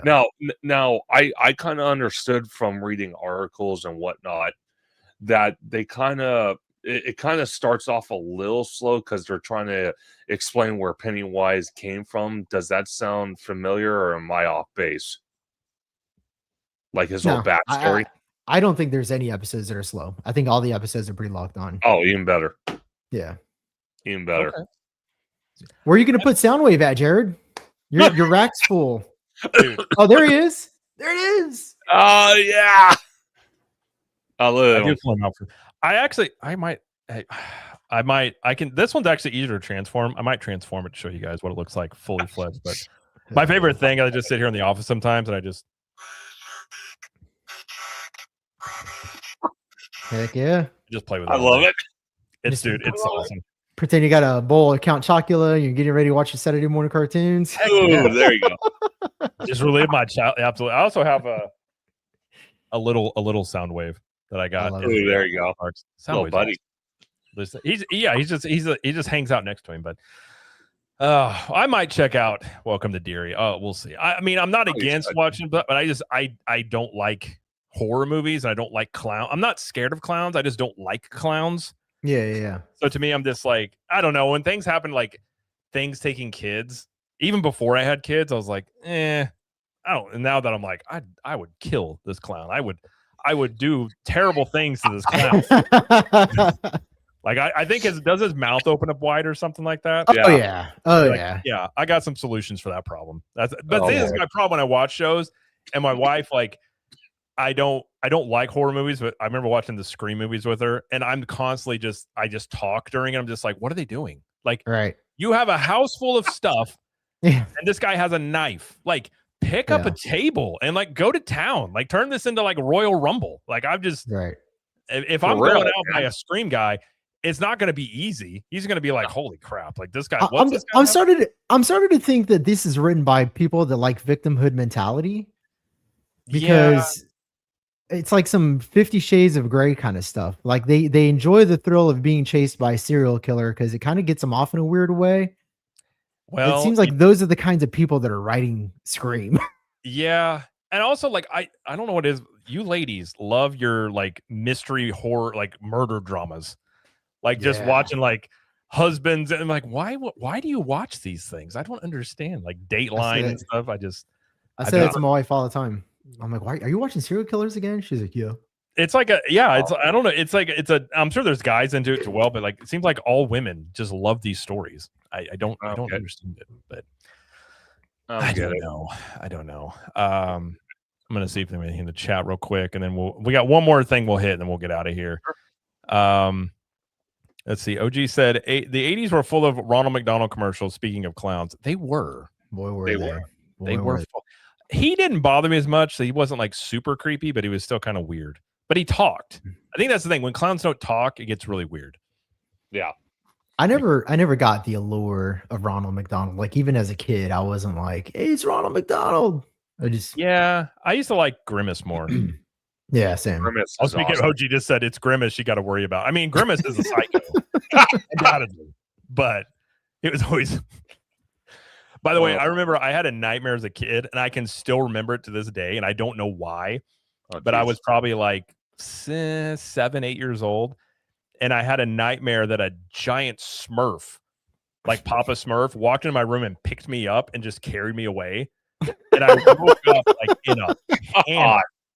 And I like ran into my parents' room and I was like, the Smurfs are taking me. And they were like, what is, and I remember it vividly to this day, that dream. And I don't remember dreams. I very rarely, if I do have dreams, I don't remember them. But I remember that one is a massive giant Papa Smurf like, kidnapping me out of my bed. I'm like, next morning, his dad's telling his mom, do you think Jared got into our LSD? Is that possible? He found the stash. You better go check. And ever since then, I have not liked the Smurfs. I will put it that way. But yeah, that's wild. Wow. Yeah. Although I don't know if I was a huge a fan of the Smurfs, but I remember that dream because my wife, like our daughter she really had like night terrors. Like she had a couple of bad dreams here and there, but she was like, "Well, do you think it's like bad?" And I was like, "Well, I remember mine when I was like that age." So let me tell you about the Smurfs. Let me tell you about these Smurfs that want to come and get you. Because they will definitely do that. Why is it not showing up? And that's why Jared doesn't keep any Smurf toys behind him. Absolutely. Well, I can guarantee you when I come down there in March and I got him a Smurf toy, all I'm going to see is him ripping the head off the damn toy. You know, him yelling, no, and I just run away. And they're like, what is wrong with that man? Like he's got problems. Every time somebody gets violently assaulted, he pretends it's a Smurf. I mean, if I'm in a situation where I have to it's fight or flight, if I imagine that giant Smurf, like I'm going out fighting. I'll tell you that much. Like this guy is motivated. Robert Polk says new series Smurfer things. That would be terrifying. Yeah. Giant Smurfs come out of the upside down. Yeah, I'm running away. I'm absolutely. I don't trust those things. I never did. Haunted Mermaid says my grandma told me about the La Lorna. That didn't scare me, but extraterrestrials did. What is La Lorna? Oh yeah, that's a horror movie. Well, that's a story. It's a Mexican folk tale about it's a story about a bride that gets murdered by her husband, I believe, if I'm not mistaken. This is something you can chat GPT, so I'm just talking on my butt. I think she gets murdered and then she haunts people and then she tries to take their kids. I don't know, something like that. Yeah, it's a pretty good folk. There's a remake they called La Llorona that came out a couple years ago with what's her name that played Velma? She's hot. Oh, I know who you're talking about. I just can't put a name to it. Ana de Armas? Nah. I can't remember her name. But anyway, she's in it. I thought that was a pretty good remake. I liked it, enjoyed it. Interesting. Okay. Yeah. Cassandra Chamberlain says getting McDonald's for lunch as a kid was the best. Oh yeah. Oh, Linda Cardellini. Linda Cardellini was her name. Okay, never talking about that. Now, what's funny is how they talk about Cokes taste better at McDonald's. It's actually true because they actually have a special formula. Like Diet Coke and regular Coke, it does taste different at McDonald's than it does. Mm-hmm. It does. And I actually remember as a kid during the summertime, when they actually had the ice cream machines working, going yeah. in there for a McFlurry. Ooh, what a treat that was. Did I used to get a 20-piece, by the way, the best meal, 20-piece nugget, and then you get a Yes. fry, and then you get sweet and sour sauce for the Ooh, fries also. you're talking my name. That is the combo. To this day, Yes. I don't get McDonald's much. Actually, when we get McDonald's the most is when we go to Disney, because they have that one right outside the All-Star resorts. So if we stay there, just go get that.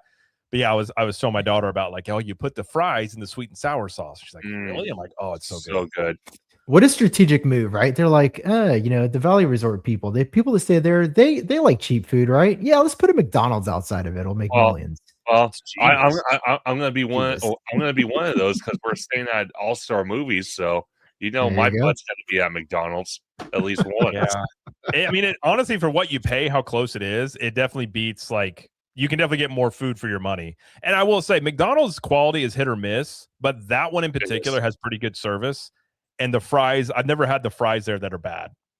Did speaking of fries, is McDonald's, is it me or did McDonald's teach you how to eat French fries without any ketchup? See, I never liked ketchup with fries. Yeah, that's where I got that from. I don't eat fries with anything. Okay, I'm gonna be weird here. I don't use ketchup. I use ranch. Ooh, now I like ranch. I like ranch on pizza. Yes. Yeah, I think Same ranch. here. Yeah, ranch is a better general purpose condiment for sure. I mean, from the Midwest, ranch is, as I've said many times, it's God's chosen condiment. It goes with everything. I love ranch, but it does have its limitations, I will say. Some people put ranch on way too much stuff, but I think ranch is a very versatile condiment you can use. Orange Grove says Jack in the Box tacos are surprisingly legit. I haven't had Jack in the Box. There's not one near me. I haven't had one in years. It's weird because I can actually agree with that to a point, but it's definitely a hit or a miss. It depends on location and the quality of it. Because I've had some that are just like, okay, I'm gonna go order more, and then there's like other places, other Jack in the Boxes, like, okay, I'm done. I'm not eating this anymore. I'm done. So, and Jack in the Box has like a massive menu too. Like, they have like everything. They do. And I have a kind of a rule. Restaurants that kind of have a really wide menu, I feel like most of the time aren't as good versus like, say, In-N-Out has a very small, tight menu, and most of the stuff there is good. I kind of feel like when something like you have a bunch of a ton of variety, it's all just kind of compared to like being really good at a couple of things that you make. Well, like Orange Go 55 says, because I've been to Cheesecake Factory, and Cheesecake Factory is good, but way too many items on the menu, way too many. So just give me 3 options. Yeah, exactly. I want to go to a mom and pop place where they make like 4 things, and you're like, Ooh, they're still around because those 4 things are bangers. Like they have to be, because it doesn't make any more sense as to why they would be around still. At least that's. And I can tell you what those things are. First and foremost, number 1, a breakfast skillet. Oh, if your menu has a breakfast skillet, I love you. I'll be back. Number two, some kind of a burger. Yes. Number 3, a melt. That's that's a solid choice. Yeah. And then for the 4th one, you can do, I don't know, man, like a chili. Something with a bowl involved. Like a chili or a chowder that you're really good at. I feel like, if I'm going to a mom and pop place and they're like our world famous like clam chowder, I'm trying it. Oh, same here. Yeah. I don't eat clam chowder, but something with a bowl. A chili, a chowder, a dumpling, serving. Yeah, I'm down. I agree. I don't even need a drink. Yeah, just water. Water's good. Disney Diva here says, the nuggets back in the day and the 2 cheeseburger meal always came in clutch. Oh, yeah. Dude, when I ate so much food. And my son, he's only 6, but dude, that kid eats he'll eat like 10 nuggets at a time. So like I was a teenager, like I could not gain weight for the life of me, but I ate everything in sight. I'd go to McDonald's, get like a 20-piece. I'd get a couple of cheeseburgers and some fries. I would still be hungry. And we just used to go to town on that stuff. Tapeworms, bro. Probably. It's a decent shot.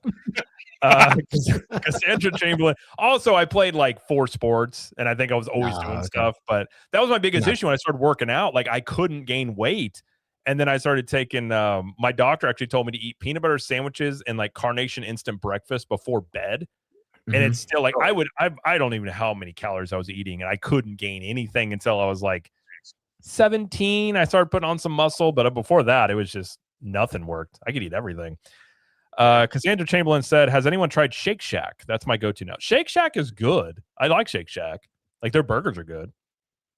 I've only had it like twice though. I think. I don't think I have one out here. Conductor, you like this? We actually have a Cane's that is being built down here about 15 miles from my house. Ooh, Yeah. Okay. Okay, I'm going to it.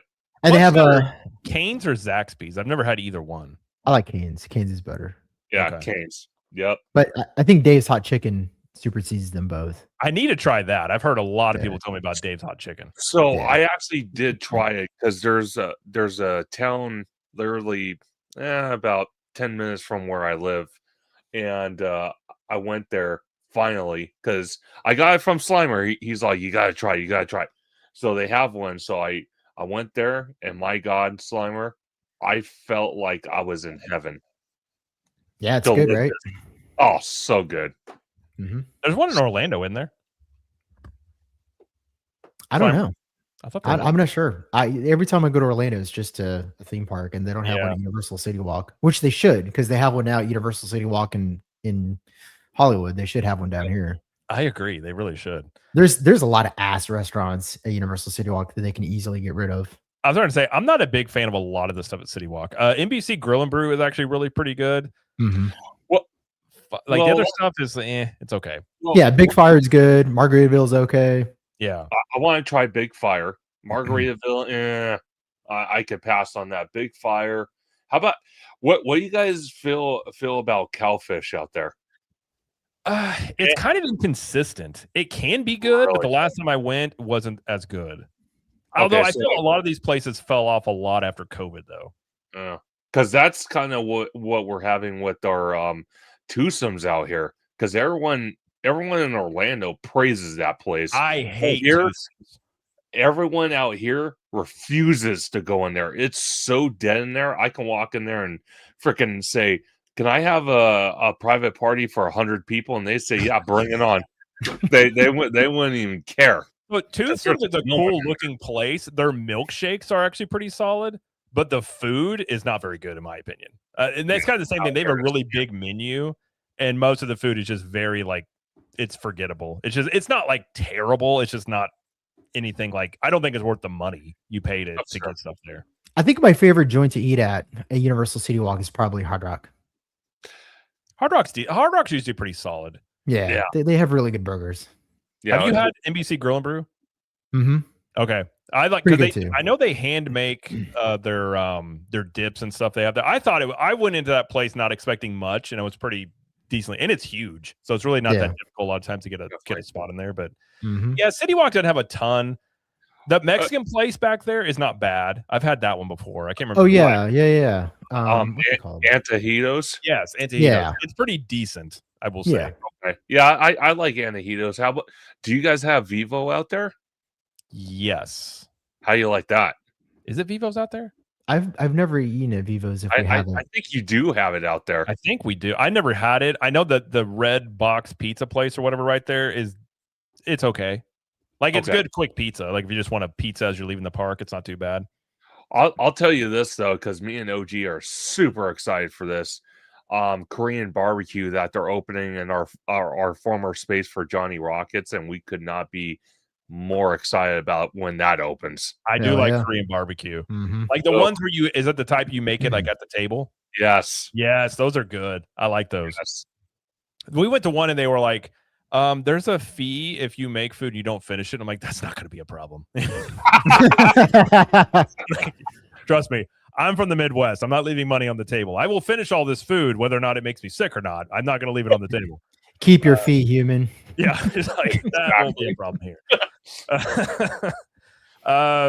Sean Norani, I don't know if I got that right, said you shouldn't have a menu that goes over 25 items. Agreed.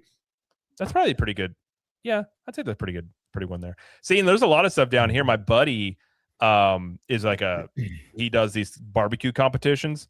Sure. So once you have barbecue level, like competition level barbecue, it's really difficult to go to these like quick barbecue places because like it's okay. Like I would say in park barbecue of Regal Eagle in Epcot is actually the best probably quick service barbecue I've probably ever had. It's Really? pretty decent.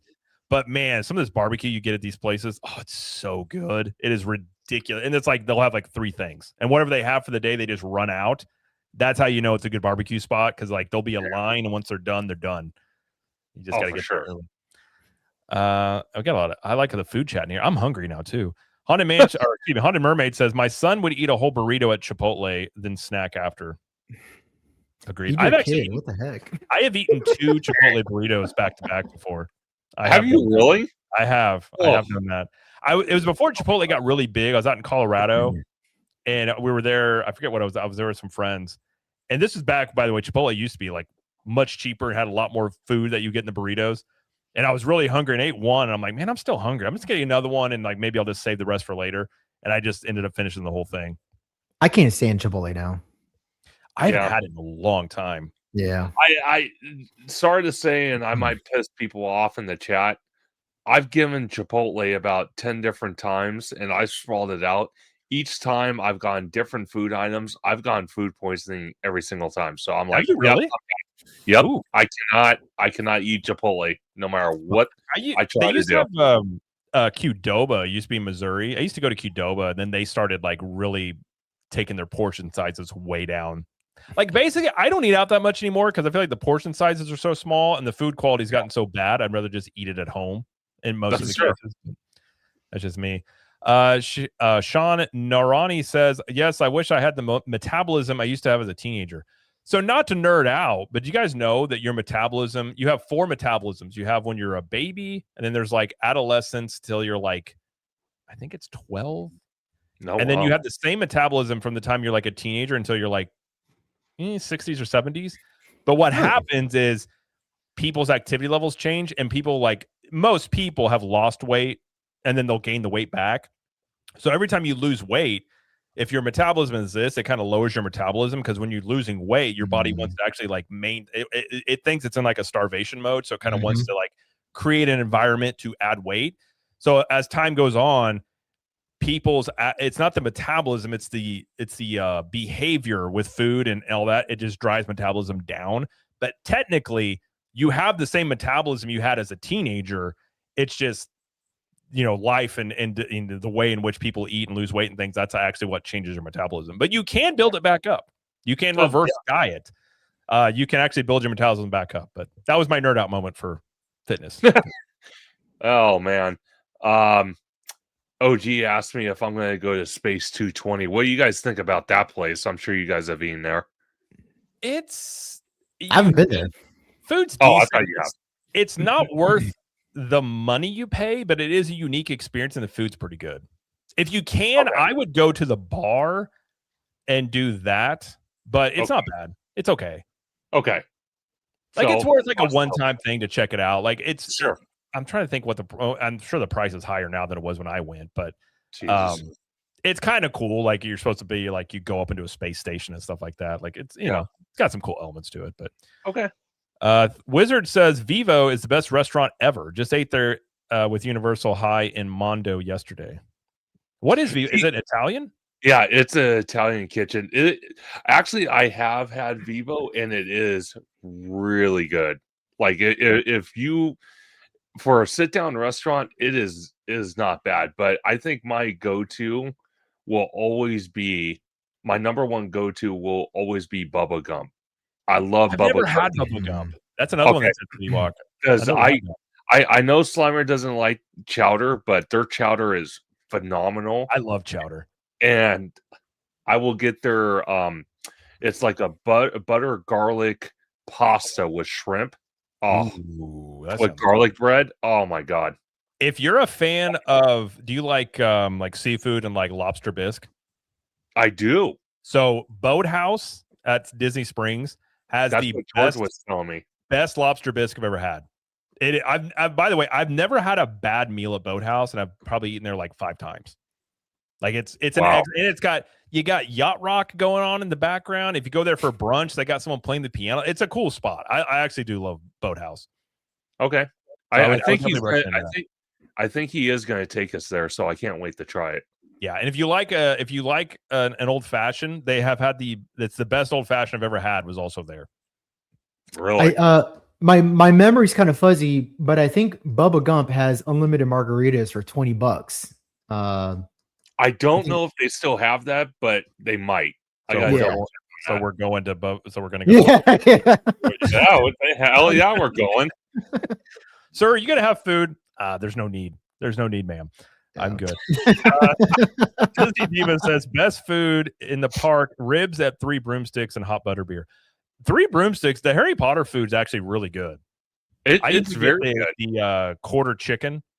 Okay. And then you get it's just a big piece of if you want protein in the park, that's the best thing to get. It's just and it's actually pretty good. Now I do have to say the hot butter beer, I tried it one time. I'm like, it's like literally melting toffee candy in a pot on the stove and then trying to drink it. I agree. Now Disney Diva also says, did you have butterbeer ice cream? The butterbeer ice cream, I think, is the best version. But I want to try. I haven't tried they have the potted cream version. I haven't tried that one yet, but I've heard it's actually really, really good. But I definitely want to do that. I like all the food chat. Now I'm hungry. Same here. I know. I'm getting hungry. I know. All right, let's do this last story here, then we'll get out of here. So I'm curious. I want to get your guys' take on this. Okay. So I've talked about this before, but Universal has proposed building a transportation method between Epic Universe and the existing Universal Studios like City Walk area. There's been rumors of a tunnel with the Boring Company, which is Elon Musk's company. They are taking bids for this new transportation system. At the latest meeting they had about this, so this it's going before panels and it's definitely something they're taking bids on to do. So they have a bidding process going on, but you also have, it's believed Boring Company is involved on some level of at least making a bid for it. There are also some of these, like we were mentioning before, Beep and some of these driverless car type of companies that are putting a bid on this. What do you guys think? Do you think Universal needs their own signature transportation method? I think they're wanting to get something kind of like a monorail, something that's unique to them, considering the distance between Epic and the main campus, other than just the roadways. You guys think they need it? And what do you think about a potential tunnel? Because that seems very interesting, but it might run into some issues with the water table in Florida. That's Slimer, you go first. You and Jared are the experts on that because you live out there. Yeah. Okay. So to your first question, is this a need or a want? I think that this is absolutely a want for the better part of, since Disneyland was created. I think that the monorail or some kind of public transportation system, it's almost synonymous with a theme park resort. And I fault Disneyland and of course Walt Disney World for that. But it seems like the Disney's or Universal's desire to embellish in public transportation to the level that Walt Disney World does, and to a much smaller degree, Disneyland. I think that resonates with people in a way that they feel like they're missing out of. I think they have a bit of the FOMO when it comes to that, and they want that. I don't think they need it. I think the 85 buses that they just recently acquired more than, I think that satisfies all the transportation from one side of the park to the other. Now, this is under the current park structure. This is with Epic Universe and what they have going on the other side. What I'm speaking of does not factor in any sort of future potential projects like a Universal City Walk 2, a second Epic Universe park, more hotels over in the Epic Universe area. So maybe they're looking at 20, 30 years down the road, and maybe public transportation is reserved for a larger expansion project that would necessitate something like a monorail or an underground tunnel, which I think is a lot lesser of a likelihood considering the water table level in Florida. But it's possible. I think right now, though, any procurement of a public transportation system is going back to your initial question, it's one of two things. Either they want it because, again, it's like part and parcel of a resort, especially here in Orlando, or two, some kind of expansion project a lot further down the road is going to necessitate more transportation that the current bus system just couldn't support, or maybe the streets don't support the amount of buses that it would require for them to have, um, a transportation system that would support the level of attendance capacity that they'd be projecting with a future expansion project that would double their attendance numbers by, let's say, 40 to 50%. Yeah, I tend to agree. I think as of right now, it's not a need, but I do think it's a want. But that's kind of where I'm thinking too, because they are going to expand more around Epic. I mean, there's probably going to be more hotels. There's rumors of another theme park they could build over there. They could also get more land somewhere else nearby, because they're not going to be able to do what Disney does, because they're not going to be able to own all that real estate in between. So I get it's not like a magical journey from, either one going back and forth, because you got to deal with public roads and all that stuff. And they have made road improvements around Epic that have made that much easier. I mean, it's a much better drive than it was 2 years ago, undoubtedly, when you go from the main campus over to where Epic Universe is. But I agree. I think they do want those optics of some sort of signature transportation method that people look at and say, oh, that's really cool. I would love to go check that out. Because the monorail monorail's old at this point, but it still has that futuristic feel, like, oh, this is unique. You got the Skyliner and stuff like that. And a little bit more about this. Apparently, they said they're open bids for companies to bid on this as to provide design, build, operation, and maintenance services for a point-to-point innovative transportation project. The agreement would be for 25 years, and bidders must have a minimum bonding capacity of $75 million, at least 7 years in business, and a project of similar size and quality completed in the last 15 years with a minimum cost of $25 million. Universal asked for an aggressive but realistic time frame. That seems like Universal's MO. Yeah, aggressive but realistic time frame for the future-ready system. So there's been people on the ground that have said the Boring Company has been looking at real estate to do this deal back in like the fall of last year. The tunnel is now, I think they seem to think they can do a tunnel. I agree. There's some logistics involved in a tunnel that I'm not an engineer, so I can't speak to it. But if they were able to do a tunnel, that would be interesting, because you could set that up like the Hogwarts Express, where you kind of have a video playing on it seems like you're going somewhere else than just in a tunnel. You could see that becoming its own attraction. But who knows? I don't know anything about building a tunnel, but I could definitely see a realistic way of doing automated cars that have their own little separated lane, because this is something Disney proposed like 3 or 4, maybe 5 years ago, of having these automated vehicles in their own lane that don't interact with the actual normal traffic. So I think they're more than likely, it looks like they're going to do this, but I do wonder how much of this is for the future, because you also have the convention center down there, which is going to be a big thing. So you got convention center traffic, you got Epic Universe, and they're going to eventually do like City Walk 2.0 and other things. So I think it could be just a way to relieve some of that stress, maybe off just buses alone, potentially. And whether or not this would be available to everyday guest or just like hotel guests. But it's intriguing to me. I just don't like the idea of automated cars, I'm being quite honest. Well, see, I was just going to say that. I think personally, there's 2 options we're going to look at here, or actually 3 options. 1, we have no future transportation. 2, we keep the bus system, but that's kind of going the way of the dodo as far as I'm concerned.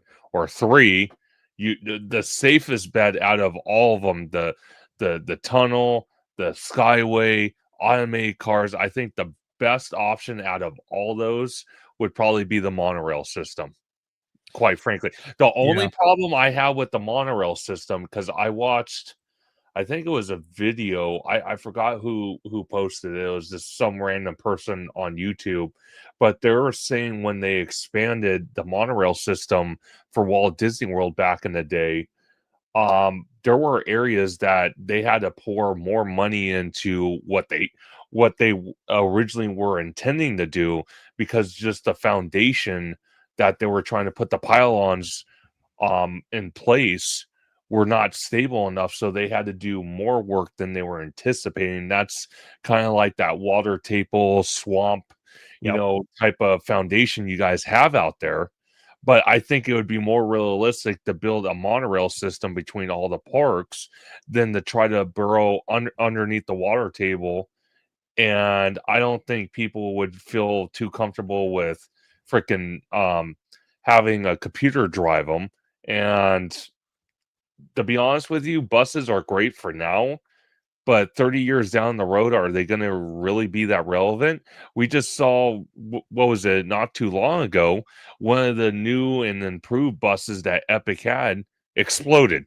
And now it's, so yeah. I don't know. Yeah, I think and I don't think Universal has said this, but I have seen people propose a monorail. The issue of the monorail, and I did the math on this because I have questions about Disney's monorail, about those trains on there they've been there since the 80s. Like, those things are getting old. And the company that made them, Bombardier, I think is how you say it, they were sold, and I think a French company owns them now or something like that. But they would have to retrofit new monorails to make these fit, and the cost of it is extraordinary. And I've wondered many times if Disney would invest that much into just keeping the monorails. But I think when you're looking at the cost of it, a monorail system that stretches from Epic to the main campus would be very expensive. Then you have to put all those footers in. Like, I think it'd be difficult to get not only the money but also the landowners to agree to something like that. And I don't know about the tunnel system. It's a unique idea, but I don't like, Sean Norani here says you have to watch out for sinkholes. There's all sorts of potential issues you've got in Florida trying to do a tunnel. I think the more realistic thing they'll probably end up doing is some sort of dedicated lane for these automated transportation systems, because they will get better. As much as I don't trust these things, they will get better. I mean, there's some footage of the Teslas now that are pretty good at the self-driving, and that's only going to improve as time goes on. So I think they'll do something. In terms of a signature thing, I don't know how signature it would be to have like automated vehicles, unless they kind of had a theme to it, or I don't know, maybe make them look a certain way. But it is interesting, because I'm very curious as to, like, if they go this tunnel route, what does that look like? Because the one out in Vegas that they built was just for Teslas. Yeah. And I don't imagine that would be something something for like a singular car or anything of that nature. OG here says the Getty Museum out in LA has an automated tram on an elevated platform that might work for Universal Orlando. Yeah, I think whatever. I'm curious what their budget would be for this, because if you did a monorail or anything like that, it's going to go up significantly in cost. Oh, sure. Even And then like that's- the Skylander system too. I think that would be interesting, about if you were able to get all the landowners to sign off on having that near you. Well, yeah, and I don't want to come off as somebody that has like a lack of vision. I'm pretty sure that they're thinking big, which is why they're pricing out what these these bids. They're price checking. The problem is how much are you willing to invest into something that's going to have little to no return on investment? And I mean, that's the reason that they haven't updated the Walt Disney World monorail in over 10 years now, even though these things are 10 years past their expiration date, is because it's going to cost them, I think they've estimated the figures to be somewhere upwards of $9 billion. Yeah, I think I ran the numbers. If you take, we know how much it cost to initially build the monorail tracks and system, and if you took that with accounting for inflation, I think it's somewhere 12 to 15 billion was the latest estimate that I ran. So with no ROI, right? And it's like, how are you going to invest $9 to $10 billion without any return on investment? And if I'm Universal Studios, personally, if I'm Mark Wahlberg, I'm like, hey, kick that idea to the curb. We're not doing that. Go get, if you go to Lake Nona, right down the road, it's about 30 minutes away from Universal Studios. They actually have an automated bus transportation system for Lake Nona, and all the buses are parked at the Wave Resort. And the buses are, I would say, they have different sizes, but they're relatively small. But it's something they could easily incorporate into their transportation system, which would be like a signature thing. But I guess maybe Universal's thinking is that electric buses aren't something that they want to have as like a signature transportation system for what they consider to be a world-class resort. Yeah. I actually think the cost is a reason they'll probably do this, but I would imagine they go with, on surface, some sort of automated system like that just from the cost. Because I completely agree. I would much rather see that sort of investment into new rides and lands versus just something. And if you're a business too, it's like I guess your perceived ROI would it be enough of like a wow factor to be like, oh, we got to go check this out because of this. But that gets really difficult to calculate. And I think new attractions and lands would do much more for ROI than a transportation system. But what is interesting, that Beep company, I only know this because my father-in-law almost worked for them. So they're automated buses, but they have a person that sits inside of them. So if something does happen, you have a human in there that can kind of take over, which if you're going to go that route, like that's a decent, fail safe, I suppose, there. But I guess I wouldn't be surprised in the next 5 years if you do see this pop up. But I don't think it's going to be a tunnel. I don't think it'll be a monorail. I think they end up going, you could spend 25 million, something like that on a system like this. I think that's realistic on something you could spend on that might upgrade your transportation. If you're looking at this of, we're going to develop Epic more in the future, we're going to have a lot more demand on this area, and we need some relief off of the buses, I could understand it. If you're thinking, if you're kind of future proof your parks a bit instead of waiting until that problem arises, I could understand maybe why they want to do it. Well, the other thing too is that the concept of having some kind of a monorail or a tram or underground transportation system for Universal Studios, the thought experiment is happening in a bubble, and it's not factoring in things like reducing labor costs, cutting operational costs, cutting overhead. And so once you start factoring in like the regular day-to-day decision making processes into this is not a viable or lucrative decision for the company.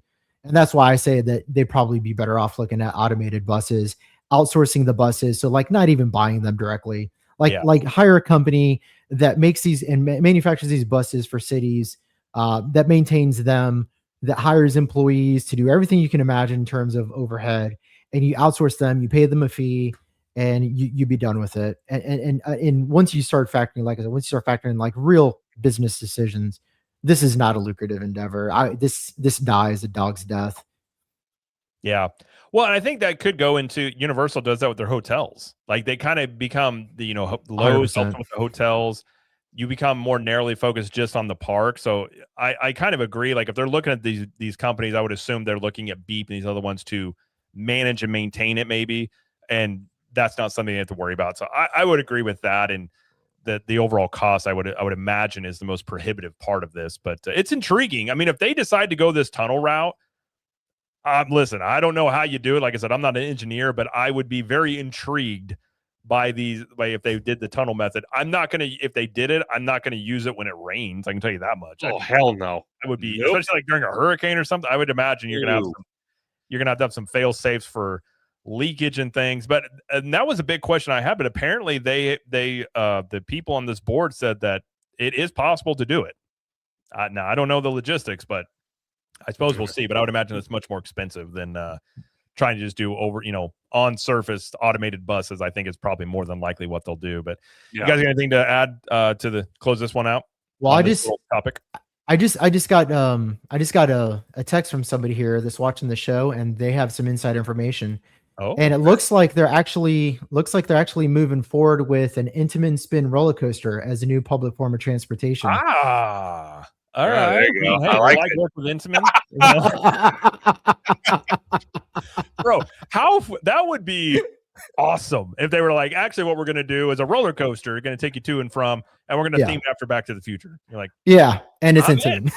If you want your signature method, can you imagine taking like a roller coaster just all the way over to Epic Universe? That's a great idea. I'm in. I'm down. But what about those? They got those little one-person coasters they do on the sides of like mountains. Have you seen those? Yes. Mm-hmm. Do something like that. Like you control the speed and things like that. That'd be kind of cool. That'd be kind of awesome. I don't know. Robert, although if something happened, I don't know how you get people out. But I mean, listen, there's tons of things they could do. If Intamin wants to make a transportation system like a roller coaster, I think, hey, I'm all for it. Let them try it. Because you'd be driving by the road being like, I want to ride a roller coaster on the roadway. That'd be kind of cool. That'd be dope. Man. Then there you have go. the Our folks says the Orlando Drift Line. There you go. I love it. I love the name. Absolutely perfect. I the like Spielberg Speedster. You got to listen. Steven Spielberg gives you a spiel as you're going down too. I like it. You get to point and laugh at all the people on I-4 that you get to bypass all the traffic for. There's like a basket with ET sitting in the front. There you go. I mean, yeah, you could have different themed ones. One of them could be like Optimus Prime. I mean, if that's the case, I'm completely in. Completely. 100%. Shan Norani says, wouldn't be easier just to make your own road between and less expensive than a tunnel? For sure. And that's why I think they'll end up doing that. I mean, yeah, I would be pretty shocked if they went the route of like a tunnel or some other very expensive system. But especially, and we'll wrap this up, but we've talked about before about Comcast wanting to make more money from the parks. I don't know if putting up a ton of money for a transportation system gets you more money from the parks, given the linear assets they have. I don't think so. Yeah, I would agree with that. So I'm the things that I was trying to point out though, because when you think about it, a tunnel, or you got the Skyway, or you got automated cars that have no human control, it's all computer. It's kind of fears that people don't like. So that's why I mentioned the monorail, but I agree with you. Why spend $9 billion to build something like that when they could put $9 billion into Epic or Universal Hollywood, or who in the hell knows? Maybe even get into the cruise line business. Yeah, well, I think they will do that. Now, the only thing I just thought about that could offset this, and it wouldn't shock me, is if the city ends up pitching in on this. I think they would. I would imagine they might, which that makes it interesting. If the city's willing to put up some money on this, then do they decide to kind of go bigger? Maybe. Possibly. And then you run into, what's going to end up happening? They're going to have these automated AI robots that are driving you around and conversing with you. It's going to be like worse than you can have the option of like no talking during my ride or talking, and they're going to try and create small talk with you with a robot. Hey, the AI robot's going to look like a Smurf, so you're going to rip the head off of it. I'm getting out of there. You just get in, they know you're like, hello, conductor, how is your day going? And he's like, oh my God. It's fine, AI robot, leave me alone.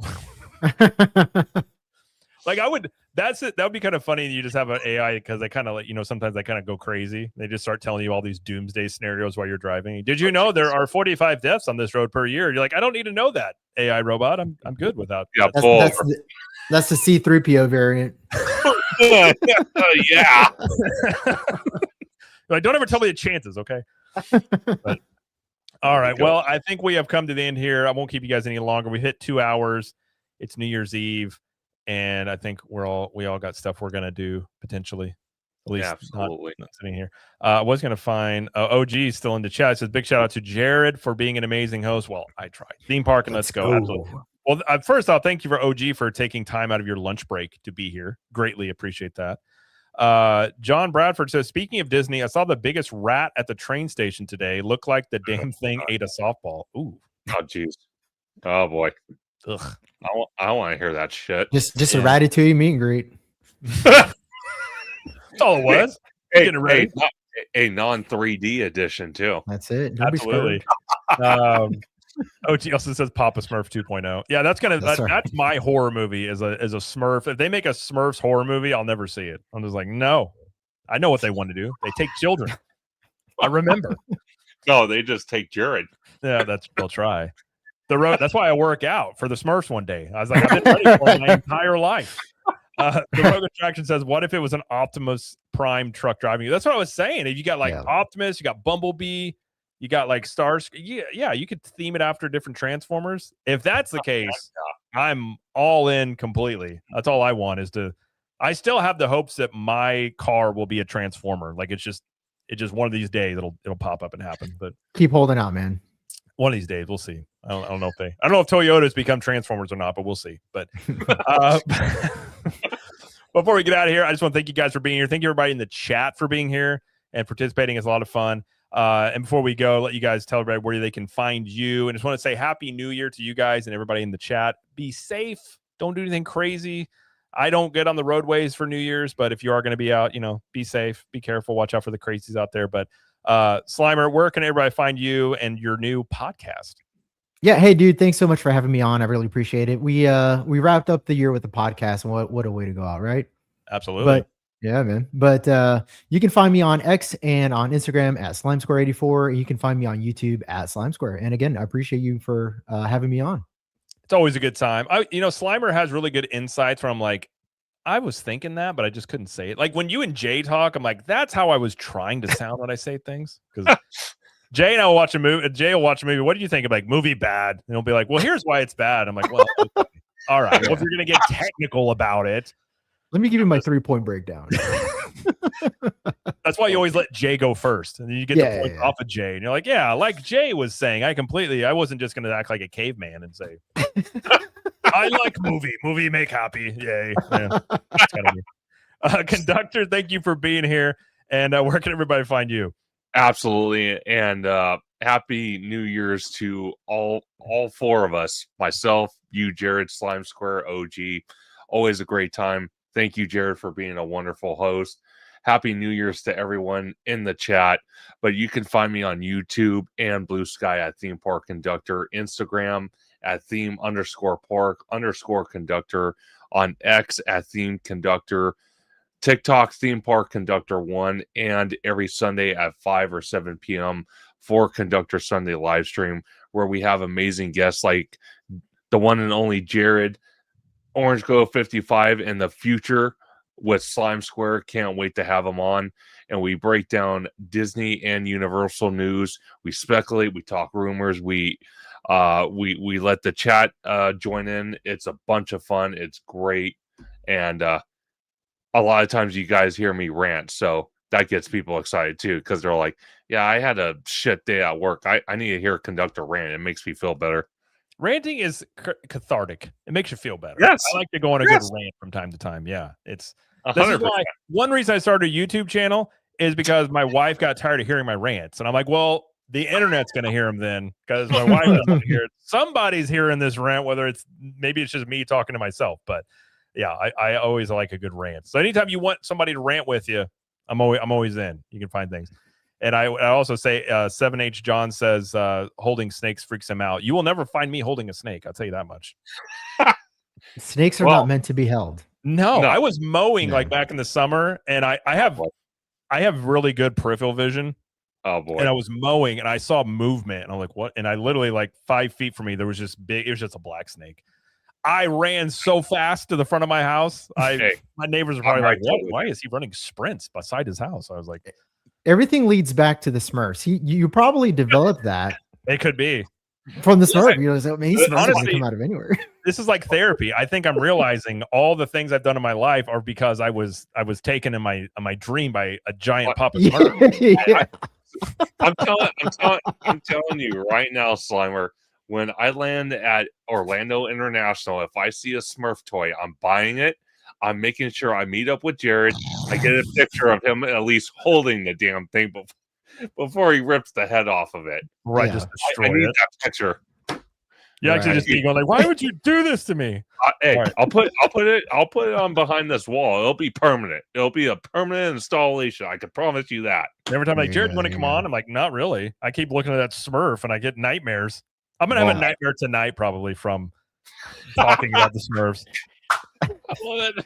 So if I do, I'll let you guys know. I'll be like, yeah, I had a terrible nightmare where the Smurf came back and he's like, I've been waiting for you. So we meet again, Jared. You're like, my powers have doubled since the last time we've met. I've been waiting for you. I'm just my wife's like, you were moving around a lot in your sleep last night. Like, yeah, I was dealing with some stuff, you know. Dealing with some stuff. Forget it. Don't ask me about it. I was gonna try and transform this sound wave before we go. And I don't want to break it. I'm trying to remember how is that a Lego or it's a Lego? Like a Lego. Okay, cool, hold on before we go. Let me look real quick. It has instructions on how to do this. I don't want to like break it. These things transform, but if you guys ever done these, they don't transform the smoothest once they're built and they're Lego, so they can always break. Oh boy. Like, well, at least it's a Lego you can move around. I mean, yeah, you're supposed to be able to pose it. But like my Optimus Prime one, that thing does not transform well. Like it has all sorts of problems when you're trying to transform. Really? It. Like stuff will fall off, so it sits in truck form. Do you have a Bumblebee Lego? I do. I have it right here. Oh, cool. Oh, there it is. Oh, there we go. Yeah. Now we're talking. He transformed. This one's the problem is when they're standing up, they're too tall to fit back here. So I just keep in the car. Well, Bumblebee's not as cool as Soundwave, anyways. I love Bumblebee, but I know. It's got the infinity. Ooh, there you go. Oh, that's I love cool. it. I love it. Okay, I won't break. Yeah, well, try to focus on Soundwave and not Papa Smurf, okay? I know. That's why I'm do that. here with this. Like I know the leg. I know this thing comes down. I just don't know if it's got like a snap. I wanted to get the Lego Ecto one, but it was like $200 billion. Dude, these they're pricey. This is the only thing I got for Christmas, and I've been wanting this thing for like. I saw this thing whenever it was proposed because Lego will do that, like proposing something. Okay, instead of doing that, I'll show you the box. Okay, fair enough. So that's what he looks like when he's fully transformed. Oh, that's dope. Dude, it's cool. Like he's got the cannons and everything. Dude, it's awesome. Yeah, it's badass. It is I sweet. love it. But all right, well, happy New Year's to everybody out there. Haunted Mermaid says Capture the Magic needs the Smurfs music on his opening. I don't. No, Yeah, that's a copyright violation. Exactly, it'd be copyright. Yeah. Shan Milani says if you get him a Smurf, Jared is allowed to get a picture with a bidet. Oh, God. That's true. No. Nope. You gotta use a nope. bidet. Nope. Nope. Not using the bidet, just with it. Just with it. Just a selfie with you next to the bidet. You got to look happy about it. Robert Polk says, free Jared from Smurfville right after Will gets saved from the Upside Down.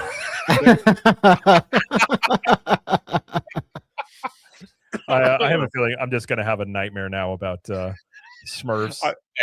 Hey, Slimer, I'm going to get a text at 2 a.m. my time, 5 o'clock your guys' time, and I'm going to be like, what Smurf, what I'm gonna be like Will, like drawing a picture of what I've seen. It's like the Smurfs were everywhere. It was like Nom.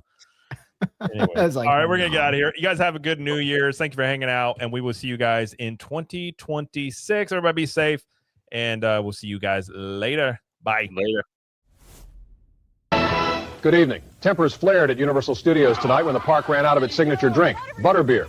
What started as disappointment soon grew into a noisy confrontation with security and police. Merry Christmas. Ho, ho, ho. It's Christmas. Yeah. Sleigh bells ring. It's Christmas. Gift in my hand. It's Christmas. Rapid quick, more Christmas. Right up the block. It's Christmas. Yeah. Yo! Move! Back up! Oh my God! It's hitting the monorail!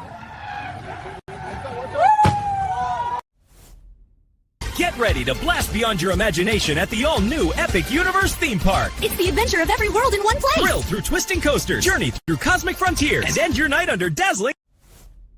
Buckle up, time travelers. Blast through the past, rocket to the future, and hang on tight as you chase the clock in the ultimate adventure. It's fast, it's furious, and it's only at Universal Studios Orlando. Back to the... Hello, neighbor. Welcome to the Capture the Magic channel. I'm so glad you found your way here. I've heard that the host, Jared, is a very handsome and charming guy. And you know something? I think you'll enjoy listening to him a whole lot.